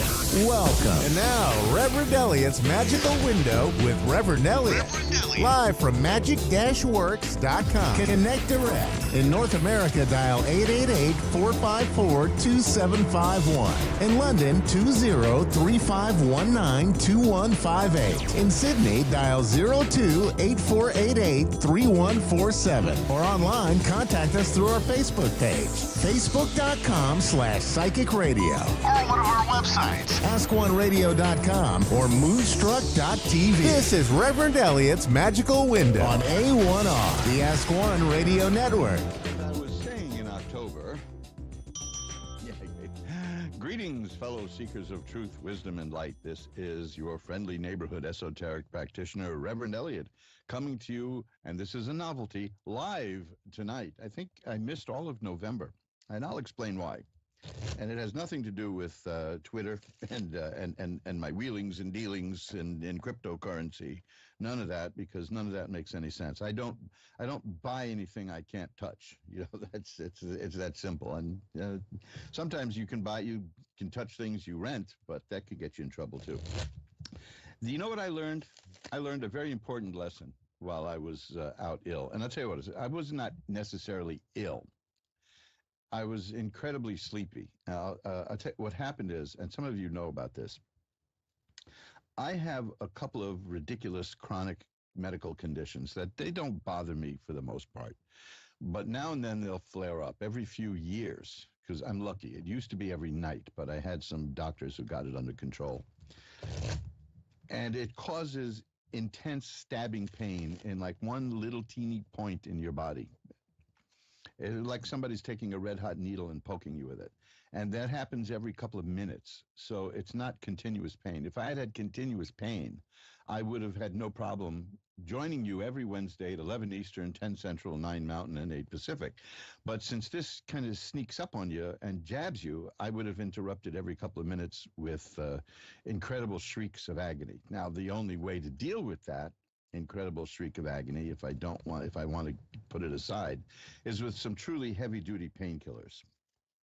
I mean, I'm on some lists that the New York State government keeps of people who use particular drugs, legally uses them, and so that's just the police state stuff. But they just want to keep track of people with pain relief. And that was the big problem, because this kind of pain will only last a day or so at most. The most I've ever had it happen is 2 days.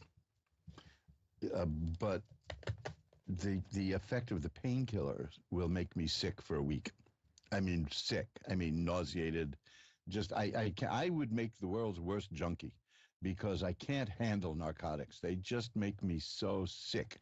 But there comes a point when I needed them, and for the last few weeks, it just came up around the time of the show that I needed it. And by the time the show came along, by the time Wednesday came along, the pain was gone, but I was, you don't, believe me, you don't want to tune in to listen to a tarot reader being sick to their stomach on the air. It's not conducive to a good mental outlook. So I had to essentially sleep it off. But I'm coming out of it now. First of all, I'm really lazy. I could use any excuse to sleep. I went for a walk today. That was good. Tell you what happened on my walk. I was walking east here in the charming neighborhood of Hell's Kitchen in New York City, just west of Times Square. And a little boy, probably no more than 9, was walking toward me with his adult caretaker. Just a normal little boy, probably coming home from school. It was after 3 o'clock. And now, when I go out, I wear an eye patch. I have to, because the vision in one eye is so messed up that it interferes with the other eye. And if I'm going out, I want to see as clearly as possible, because we have drivers here in New York who think that things like red lights are a suggestion. So I'm very careful about that. So I go out with an eye patch, and I figured as long as I have to wear an eye patch, I'll get the biggest, nastiest, meanest looking one I could find. And sometimes the reaction is good. I get into bizarre conversations with women who find that rather attractive. So they see no more than my disability, but something. I guess I seem like a swashbuckler, but if they gave it any thought, they'd see that I'm a bad swashbuckler. Am I going to walk around with a button that says, yeah, you should see the other guy? No.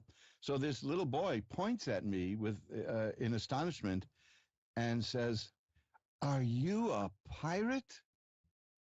Now, that's just cute.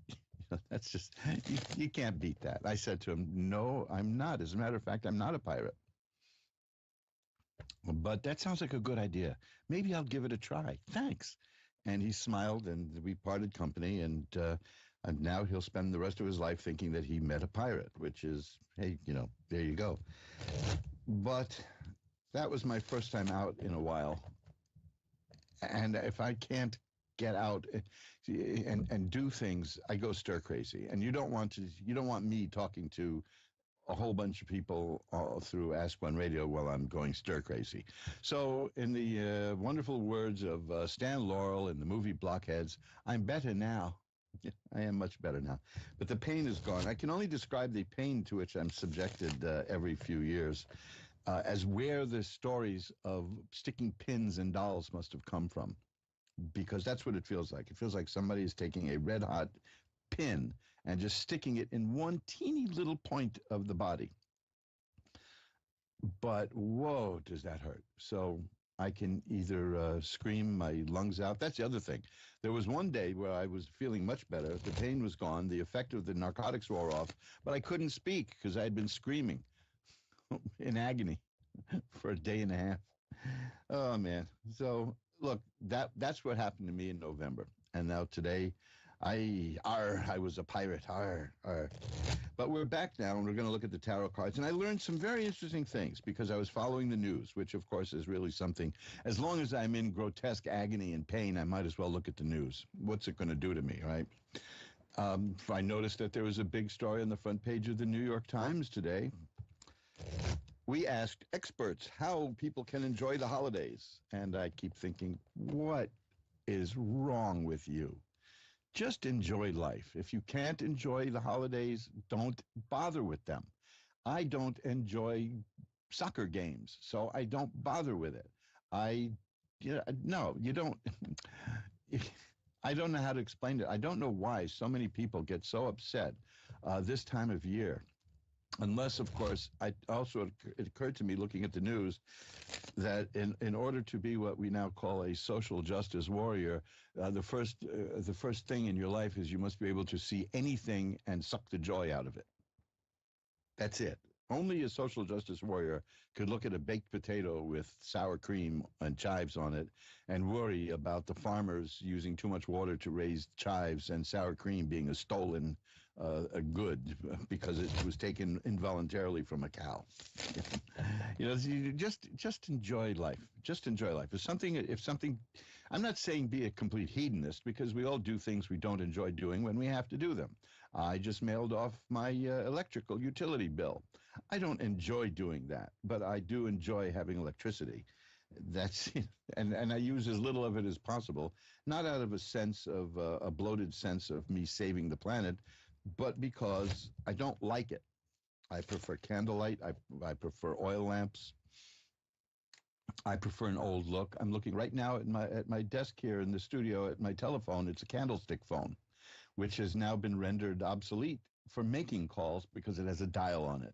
A dial, an actual dial, which the phone company people will not recognize anymore. So there used to be a gizmo about the size of just like one of those things that you click to open your car door now from 20 miles away.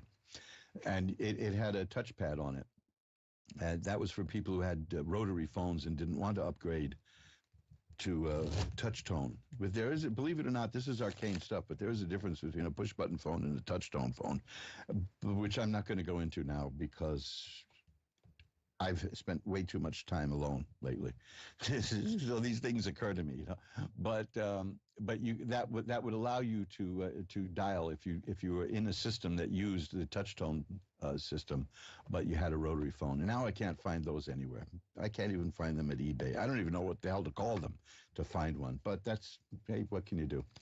I'm a very old-fashioned kind of guy. The only working phonograph we have here, and I do mean phonograph, is a cylinder player. But, you know, we have all of our things on MP3 now, which I hear MP3 is, you know, hey, come on, Gramps, what are you doing with MP3? You know, stick it in the cloud or something. And I think I might give a very rude answer if somebody said to me, stick it in the cloud. I don't want to go into that now. But what I learned, overall, following the news, is that the richest man in the world, at least he was before he bought Twitter, I don't know if he still is, the richest man in the world thinks that, judging by his tweets, that you make a word plural by adding apostrophe S. And that's heartbreaking. That's just heartbreaking. I know there are people who accuse him of all kinds of evil and all kinds of terrible things, but to me, that's just heartbreaking. That an adult multi-billionaire can't spell. Oh, gosh. What are you going to do? So I am ready and eager to get back to going through the magical window of the tarot with you. And I want to say a special thank you to the people who had readings scheduled with me, but were kind enough to understand and defer those readings until I stopped screaming in agony. And I did manage to get out books and soaps and the Mojo Brothers shaving soap. It's still out there. It's a good stocking stuffer, guys. You still have time. Get to mojoacademy.org. Take a look at the shaving soap.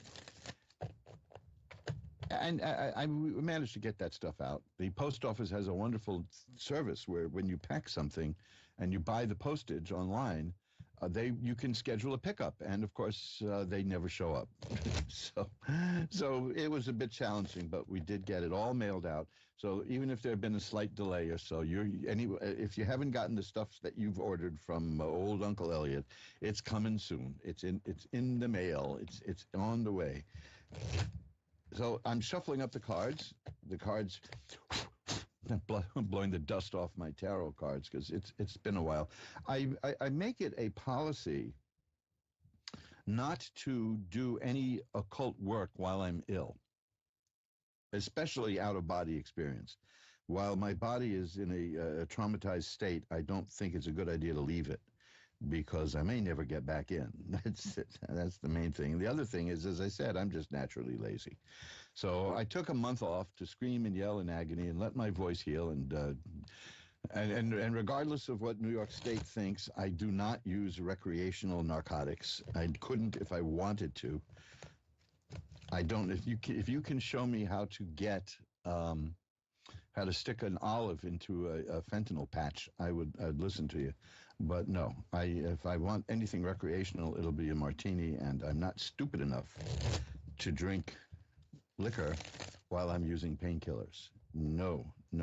I've done many stupid things in my life. That ain't one of them.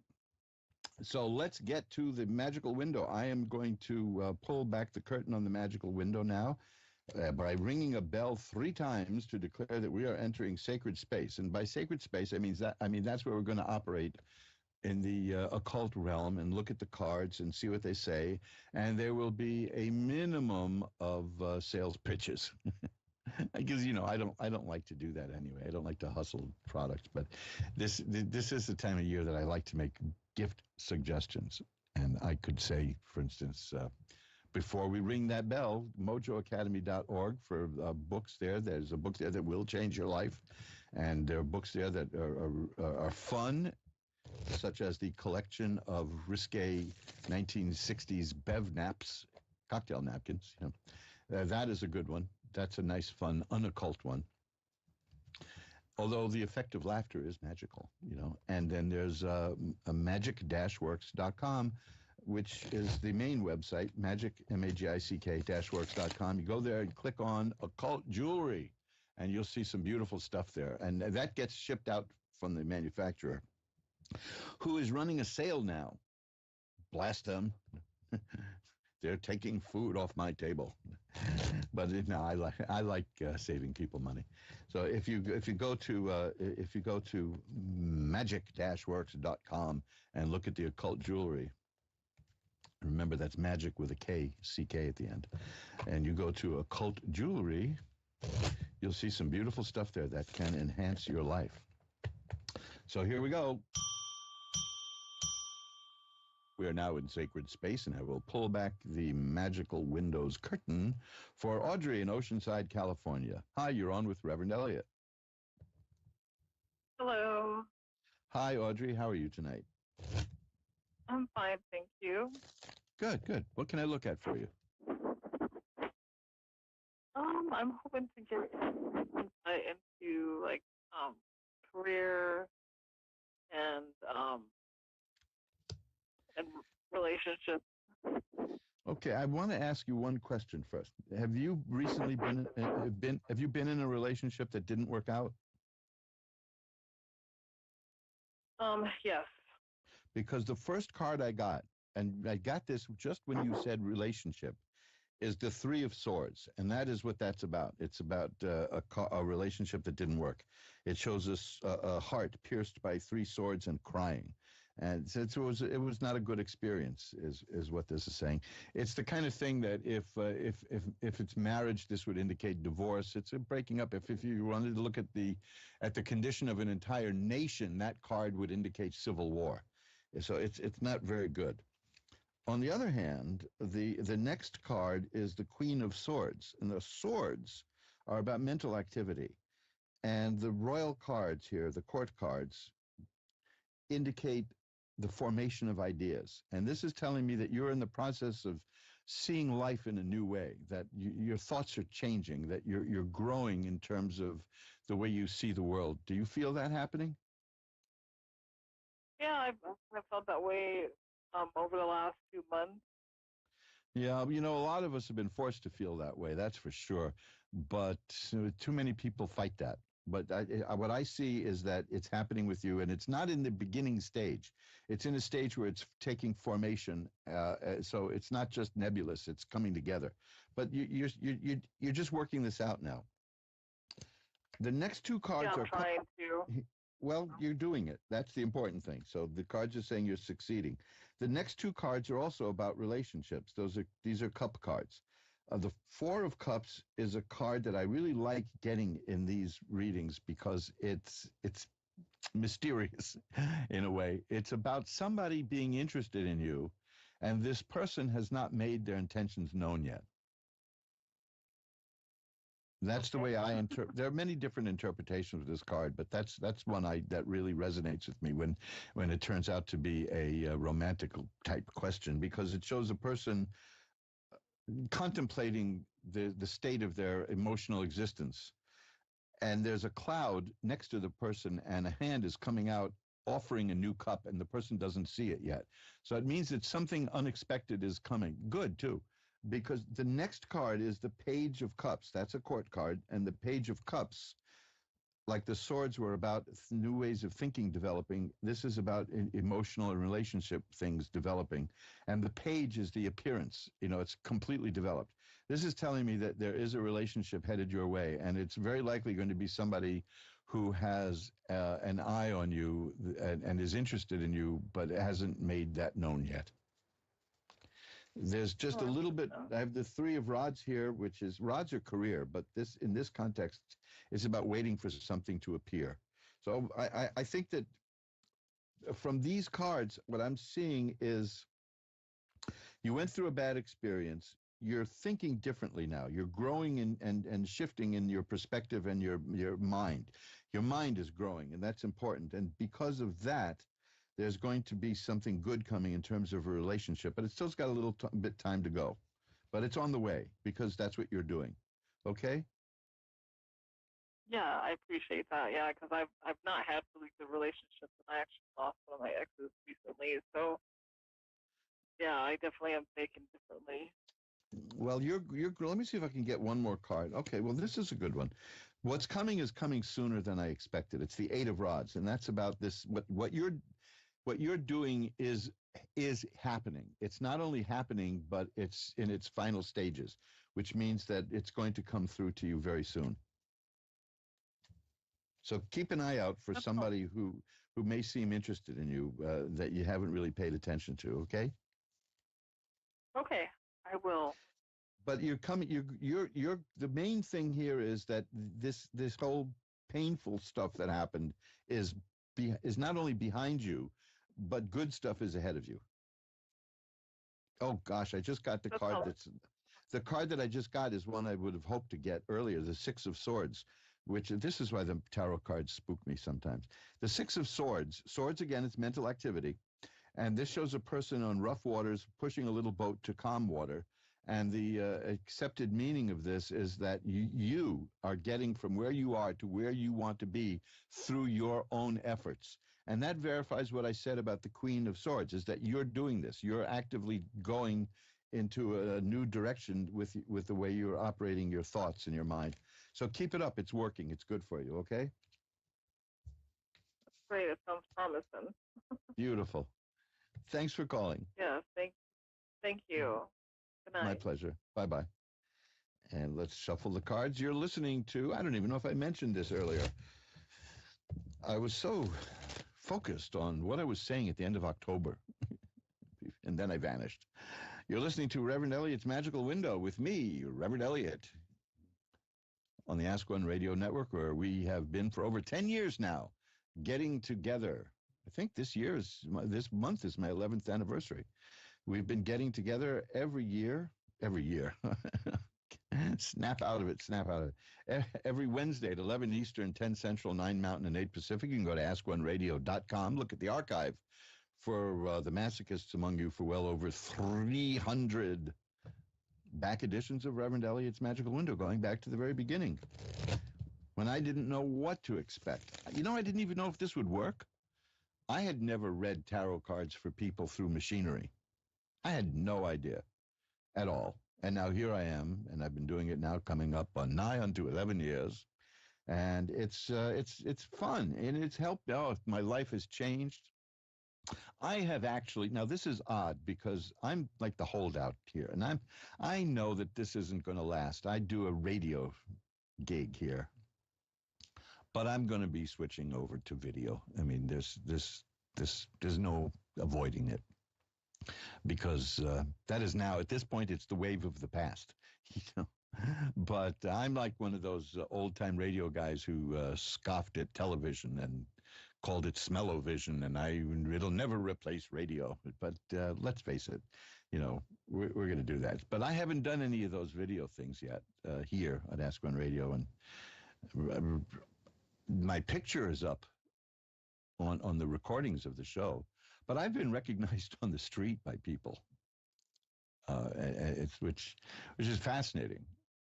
Where is my anonymity? My public won't leave me alone. Magdalena in Toms River, New Jersey is next. Hi, you're on with Reverend Elliot. Hi, how are you?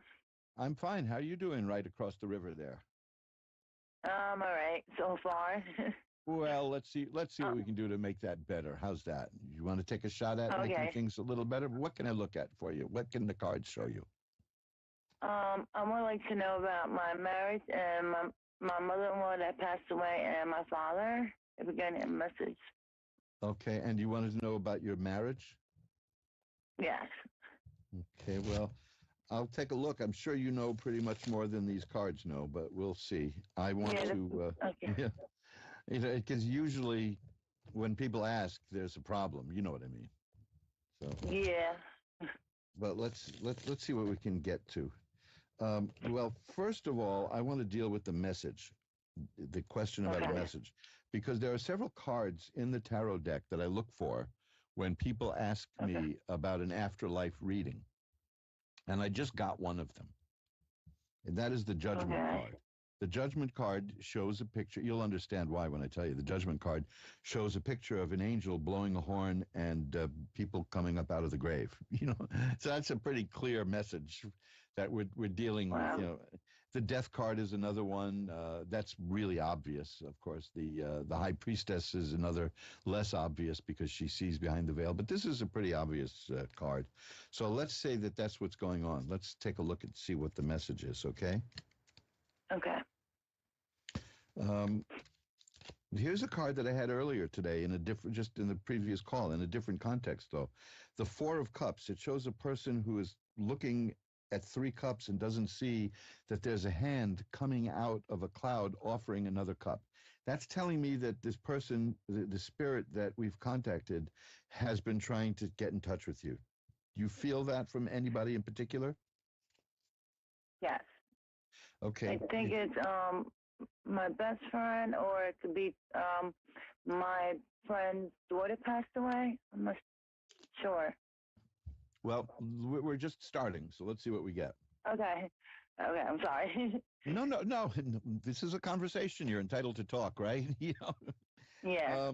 Yeah. No apologies, not at all.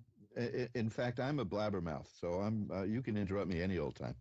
And I'll tell you what I have here now 2 cards that I almost always get when I do these readings. Now, this is one of the reasons I wouldn't mind switching to video, because I want people to see these cards so they believe me. But then again, somebody will say, well, you just do card tricks, which, you know, if I did, I wouldn't be here I'd be in Las Vegas if I could do that. So I'd be dealing 21 to a bunch of people, you know, from Canarsie who are too drunk to think. Of course, I'd eventually get run out of town, but you know. Now here we go. This is the first one I get. Is the 10 of Swords. Okay. The 10 of Swords is about troubles are over. There was a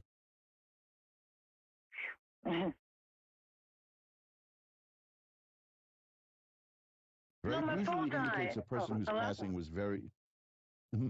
Hello, I'm here. Yeah, I'm sorry. I thought my phone died. I'm so sorry. No. We're dealing with afterlife, so we can probably get the phone to work a little bit longer, right? In fact, at my website, I have a story of a time my phone died and I used Reiki on it and it came back. That's honestly, anybody should look at that because it blew my mind too. The 10 of Swords is the spirit saying things were very difficult for me at the end, but the troubles are over now. And the next card is the Sun, which is health and healing and growth and happiness. And I almost always get those 2 cards in that order when I do one of these things. It seems to me that the primary meaning of most of the afterlife messages I get from people is a spirit trying to say, and don't be terribly sad. Okay.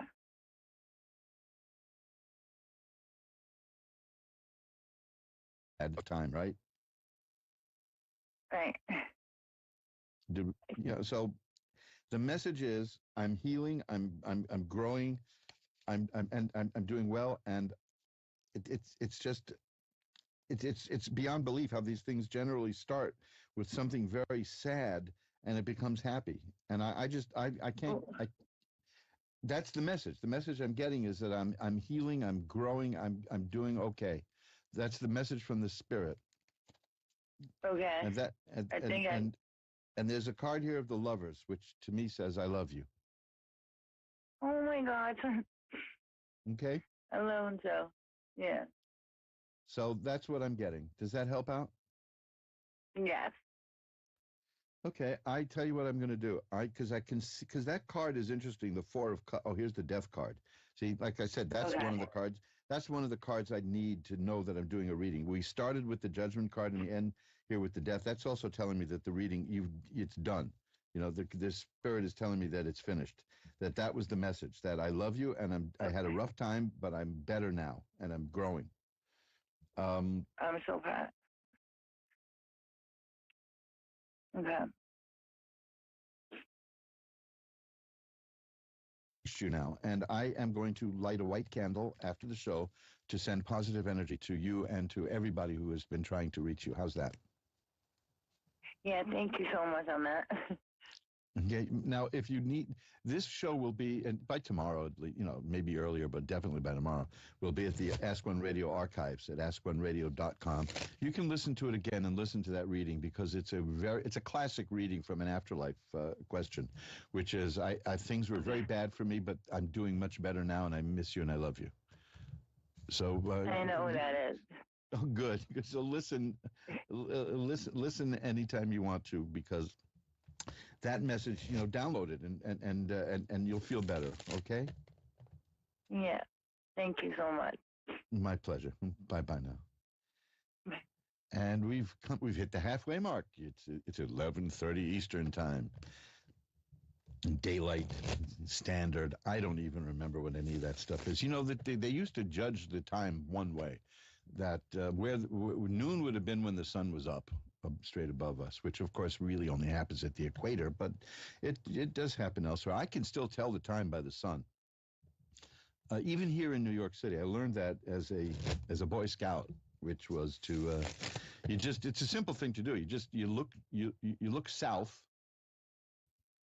And here on Manhattan Island, I know where north-south, the north-south axis is. You look south, or you pull out your little handy compass. We all carry one, right?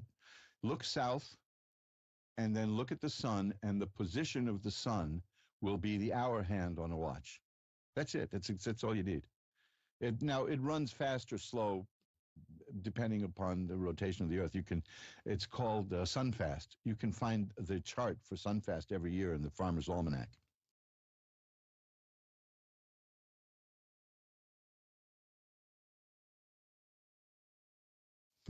The time is not necessarily the time. The time on a sundial is not necessarily the time. It used to be the time, but then they had to standardize time all over the place because of the railroads. That's the secret to making the trains run on time, is change how you calculate time. So now we're stuck with these things. There used to be no different time zones. When it was 11 o'clock in the morning in New York, it was 11 o'clock in the morning in California. To the New Yorker, You see what I mean? But they had to shift everything they had to get time zones in order to deal with the railroads. Beth in Hinniston, Louisiana is next. Did I pronounce that correctly? Hinniston? Hinniston. Hinniston.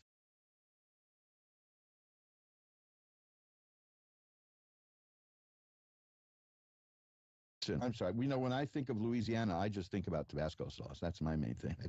My mouth starts drooling and I can't even speak. So what can I look at for you, Beth? I'm just wondering about my relationship. Where's it going?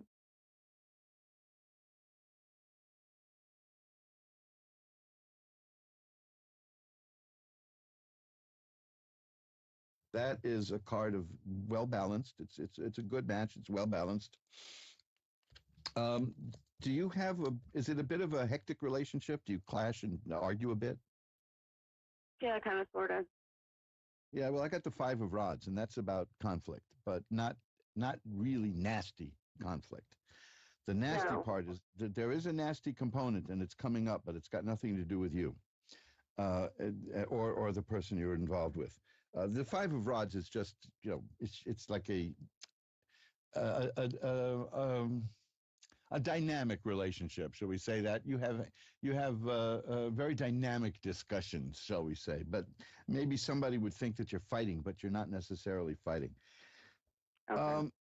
I'm seeing that there's somebody outside of the relationship who is maybe spreading gossip or stuff about you. Do you know about, you feel this? Have you heard about this? No, not yet, but it wouldn't surprise me. Okay, well, because that's when I'm seeing that there's somebody's doing that. It could be my ex. Oh yeah, well, exes, yeesh, right? They some of them don't know how to let go. Let me tell you though. Well, I have an aunt, and one of my aunt and my mother that have recently started some rumors about myself. Yes. Well, that's the 5 of swords. 5s are not that good in tarot cards, and this is about a person who's sneaking around and is trying to destroy. and not help you. The next card is the Ten of Cups. The Ten of Cups is a very happy home, and it shows happy people. That's telling me that this person isn't going to succeed. So if you have felt that there's some people working against you, they are. Now, there are things you can do about that. Okay. There are, I mean, if you think you know who's doing this, there are things that you can do that are time-honored magical things that I can tell you about if you want. And this is not like, I'm not going to say, now you've got to buy this oil from me for $700, you know, and no. Right. Here's what you do. Did you ever, you know, you go to a dollar store, if there's still dollar store, okay, $1.50 store now, right? Right. Get a compact, you know, like a cosmetic thing, right? Get one of the compacts, get one of the compacts that has 2 mirrors in it. Okay. You've seen them. We all have seen them. Yes. Now, here's what you do. You take a picture of the person who's causing you problems, or in the absence of that, just write their name on a piece of paper. Put that in there, in the compact, and close it between the 2 mirrors and stick it in your freezer. And that'll take care of the energy that person's trying to send out to you. Okay. That does wonders doing that. When people are trying to spread negativity. Now, you see, this is one of the bones of contention I have with a lot of people. Magical work does not. If somebody's going to charge you $5,000 to do something magically, don't even think about it. You know, because these are traditional things that are simple, and this is not something that.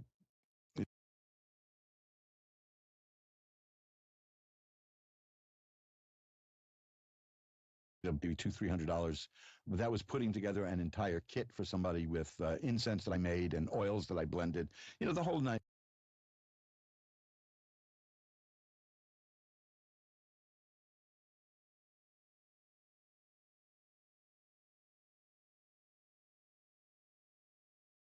It was, you know, everybody knows you can go to eBay and get a compact with 2 mirrors for $1, you know, and just, you see what the symbolism is you're bouncing it back and forth, and putting it in the freezer just freezes the person. So if you think you know who, and don't do this unless you really think you have a clear idea that this is the person doing it. That can tie them up and just get them off your back. And people like this have a habit of giving up, because you are going to come out of this okay. I see the 10 of Cups here. But that's just the main thing here is that the Temperance card shows it's a well-balanced relationship. It's a very dynamic relationship, so people might think that it's a little rocky, but it's not. And you got somebody who is going to be actively being destructive about your relationship, and you're going to handle it, and that's going to come out okay for you. Okay? Okay. So if you want any more things like that, you could just send me an email. This goes for anybody listening. My email is asktarot, ASKTAROT, @earthlink.net, which shows you how long I've been online, earthlink.net, and I will be happy to send you a few little things you can do for things like that. There's never any charge for that kind of advice. So, you know, I'm not one of these people who bills you every time you contact me, unless you're annoying. You know, but you're not. You know, I haven't yet run into anybody that annoying. Okay, thanks for calling, Beth. And also, I might say to Beth, thank you for being very considerate when I mangled the name of your town. We're going to shuffle the cards up now. That's a really neat trick, too. Some people will also take the compact and bury it. You know, that's heavy duty, you know. But I just say put it in the freezer. Put that compact in the freezer. There are other things you can do to return negative energy. There's you know, there are stores like the Luck Shop in Chicago, been around since the 30s. Azure Green, which used to do business under the name Abyss in New England. They're dynamite people, man. I've been buying from them for like 30 years. They're almost as long as they've existed. There are candles, things of that nature that you can use to return negative energy. And if ever there's a time needed to protect yourself from negative energy, it's this, because the country went through a massive mental shock, what with the lockdowns and now the economy crashing and, all of that. And there's really nasty people out there. I like to think the best of people, but there are very nasty people out there, and you got to combat them, and that means protecting yourself. I can show you, there are places you can look at my website, magic-works.com, magic-works.com, that will show you recordings that you can get that will cleanse your aura through meditation. It's all good stuff. If you want any direction in that, just drop me a line. Ask Tarot at earthlink.net, or just do an internet search. I'm trying not to say Google. Try to do an internet search for Reverend Elliot's Magical Window. You'll very likely find a way to contact me. I'm very easy to find. I said at the top of the show that I'd make a terrible junkie, but I would make an even worse fugitive because I'm so easy to find. Rosemary in Largo, Florida is next. Hi, Rosemary. You're on with Reverend Elliot. There. Hi, thank you for taking my call. That's what I'm here for. I would like to, I would like to know if there's any chance that I would get any money from the sale of... From the sale of what? The fuel system. It's breaking up. You want to know if you get any money from the sale of something? To the sale of my mother's house, because the government has stolen pretty much everything. So not just me, 400,000 people in England have been, that has happened to them. So. Yikes. Okay, this is very good. The first card I got is the Justice card. That speaks for itself, right? You're going to get justice.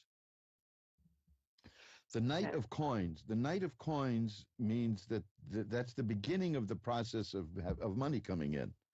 Well, that's very good. So, but it's going to be a long haul, according to what I'm seeing here. The Chariot is here. You're going to need to be really strong about guiding this effort. Okay. The Chariot is about a person. The symbolism of the Chariot is this. Once you see the symbolism, you'll get why it's here. There's a small chariot, and the person who's in charge of the chariot, riding the chariot, is holding the reins on two horses. One is white and one is black. One wants to go this way, one wants to go that way. It's up to you to make sure that it goes the way you want. Now, as somebody who just spent like 2 years involved in a lawsuit, I can attest to that. It takes willpower and strength to do it. And by the way, it turned out okay. What we went through here, it turned out okay. But you got to be strong about this, because the Knight is the start of it. And with the Knight, it can go up and down. It can look good. It can look bad. It's just going to have to grow. Then it goes to the Queen, to the King, and the Page. And by the time it gets to the Page of Coins in a reading, it's real and it's coming. Overall, I'm seeing excellent chances of success here, because I have the World card. If you can hang on, if you can hold on, and you can do this, you'll get the justice you deserve. The World card means assured success. I don't have a choice of any kind of legal proceedings for me personally, except that I'm the daughter. That's it. And also, it's such a system that you can't fight the government. And I have written them nasty emails because they've stolen from me. But I mean, I can continue to do that, and let's see where it goes. But I haven't held out any hope for that. It could be that what you're seeing financially for me, it might mean that in that regard, it doesn't necessarily mean that I may get something from them, but they're crooked. It's well, it's always it's definitely always worth consulting a lawyer in this case, in this kind of case. Well, I already did. Yeah, I'm sure. Years. Yeah. No, I had no doubt about that. I'm just because you're obviously an intelligent person, and you know that you're caught in the middle of something, and it sounds like you know what the odds are against you. But I'm seeing pretty decent. I mean, I'm getting cards here that are with very good outcomes here. Here's the Strength card that goes hand in glove with the Chariot. Just hang in there and see it. That's because of who I am. Yeah, well, and if you aren't that way, you can get ground down. Now, I happen to. I mean, I've seen people get crushed and lose their minds under legal pressure. So you got to, if you're not strong, you'll either end up strong or you won't. You'll end up the opposite of strong. But you are strong. Now, there are things you can do in terms of getting money from a real estate transaction, which in its loosest form this is, wouldn't you say? I mean, it's not a good one, but that's what it is. There are magical things you can do. Look up, do an internet search for house sale and St. Joseph and see what you get, okay? Because there'll be things that you could do. The government has my parents' house, which is up for sale, which they now have, or are in the process of selling. They have all the strings. Yeah, well, I'm just saying this might be something on the astral plane that will help maybe get some of it off to you. Try to do it that way in a sense and see, and keep thinking about that. I will. I mean, there are things that on a spiritual level that I can, because I don't know if you read my question, but I'm a reader. Okay, I've been a reader for many years, and there are things that I could do that ethereal. Okay, to ask for help, because I would need that. I would truly need that help because the rest of it is just crap and crooked. Yeah. Well, I know. That's all there is to it. It's clear talking to you that you know the difference, because you've run into the same kind of situations I have where people don't want to do something legal and they'll say, oh, I'll just handle it through meditation and prayer. And I keep saying to people like that, get a lawyer, but there's a time and a place for both. And I know that you're aware of it. So, and this, I'm just saying right now, I'm just doing this for the benefit of the people listening. Because there's a story that I tell in one of my books, which is pompously titled Reverend Elliot Explains It All, about a person who went into an occult store. I was there at the time, who was having a problem, a big legal problem, and wanted a magical kit to spread love in the world in order to win the court case, and the people wouldn't sell him anything. Her, actually. It was, I don't know why I'm misgendering all of a sudden, but it must be, my memory is fading from this. It's so many years back. But she just definitely wanted to, I don't need a lawyer. I'm going to spread love and sunshine. No, you can do both, if you know what I mean. And I know you know that. So all I can tell you is that the cards are showing me that you will get justice. So I'm hoping that it's good in that sense, because the cards are taking a snapshot of now, and that could change. But if any time down the line, if you can't get through again to the show, send me an email. Said that if I came into any money, which anybody, that can happen to anyone, okay, that I probably would take up the legal action. I tried everything. I wrote to everybody and their mother. I even put up a petition on, I did everything that you could possibly do. And I found out that 400,000 people had the same crap happen to them. So you can't fight the system like that. Oh, no, yeah. I years ago, this happened with, of all people, my mother-in-law, who took a perfectly, totally, completely, 100% legal tax deduction, and then 2 years later, the government reversed that tax deduction and retroactively charged everybody who used that tax deduction with cheating. And we fought like hell. Can you imagine? I mean, that's just plainly unconstitutional anyway, because it's so an ridiculous. it's an ex post facto law. So yeah, it sounds like you're up against a similar thing, but there's ways to deal with these things. And I've got one. I have like 2 minutes left, so I've got to run. But there's the one card that I just took out. I had earlier today is the 10 of Swords, and that is a card that that card. It means that the worst is over. They threw their worst at you, and you're still here. So you're a survivor, and you'll come through this. And I have no doubt that you'll come through. You may not get everything you want, but I think you're going to get something out of this. And yes, and I thank you for that. Oh, you know what else I practice? I practice EFT. I don't know if you're familiar with that. Yes. Are you talking about tapping? So I practice. I practice EFT as well. So I'm tapping on that because I've been practicing for 20-something years, and it actually works. Yes, so it does. I mean, I don't talk about that much. Because I don't want to spread myself too thin with the audience, but yeah, people should look into EFT, and it looks ridiculous, but it works. And I'll tell you something else, folks. It can knock out a migraine headache. So I've got to run, but so everybody, just take a look at EFT. But thank you so much. Thank you for taking the time to talk to me. Oh, my pleasure.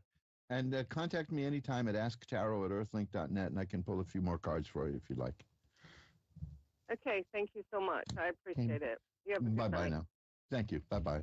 Hey, and that's it. We've hit the end of the road, and if history is any judge, I'll be back in March of next year. No, I'll be back next week.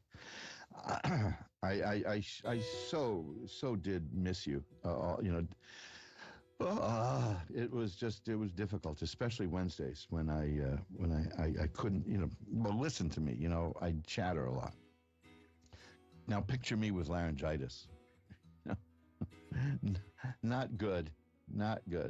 It's contrary to my nature. I don't like language, by the way, although everything I've ever done professionally in life has been about writing and language. And I've come to the conclusion, aside from the fact that the world's richest person doesn't know how to make a noun plural, I've come to the conclusion that language, for the most part, is used to hide thoughts and not to share them. Just, everybody's watching politics these days. Politics has replaced stand-up comedy and fashion models as the entertainment source of the year. So you'll see, you know what I mean. They can use language in a way to hide what they're saying. And I don't like that. I believe in plain speaking and saying what you mean and meaning what you say. There you go. If you want to know more about what I say, check out that book I mentioned, Reverend Elliot Explains It All, which is an expanded version of the first book I did, which is the collected essays of Reverend Elliot. All of those are in that book, but the book goes a lot longer, and it's got 300 pages or so in there, and it's got my pumpkin pie recipe, which is even better with sweet potatoes than it is with pumpkin. But that's all different story.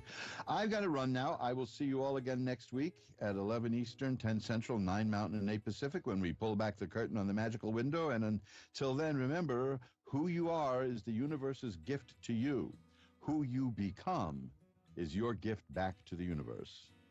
Bye-bye now.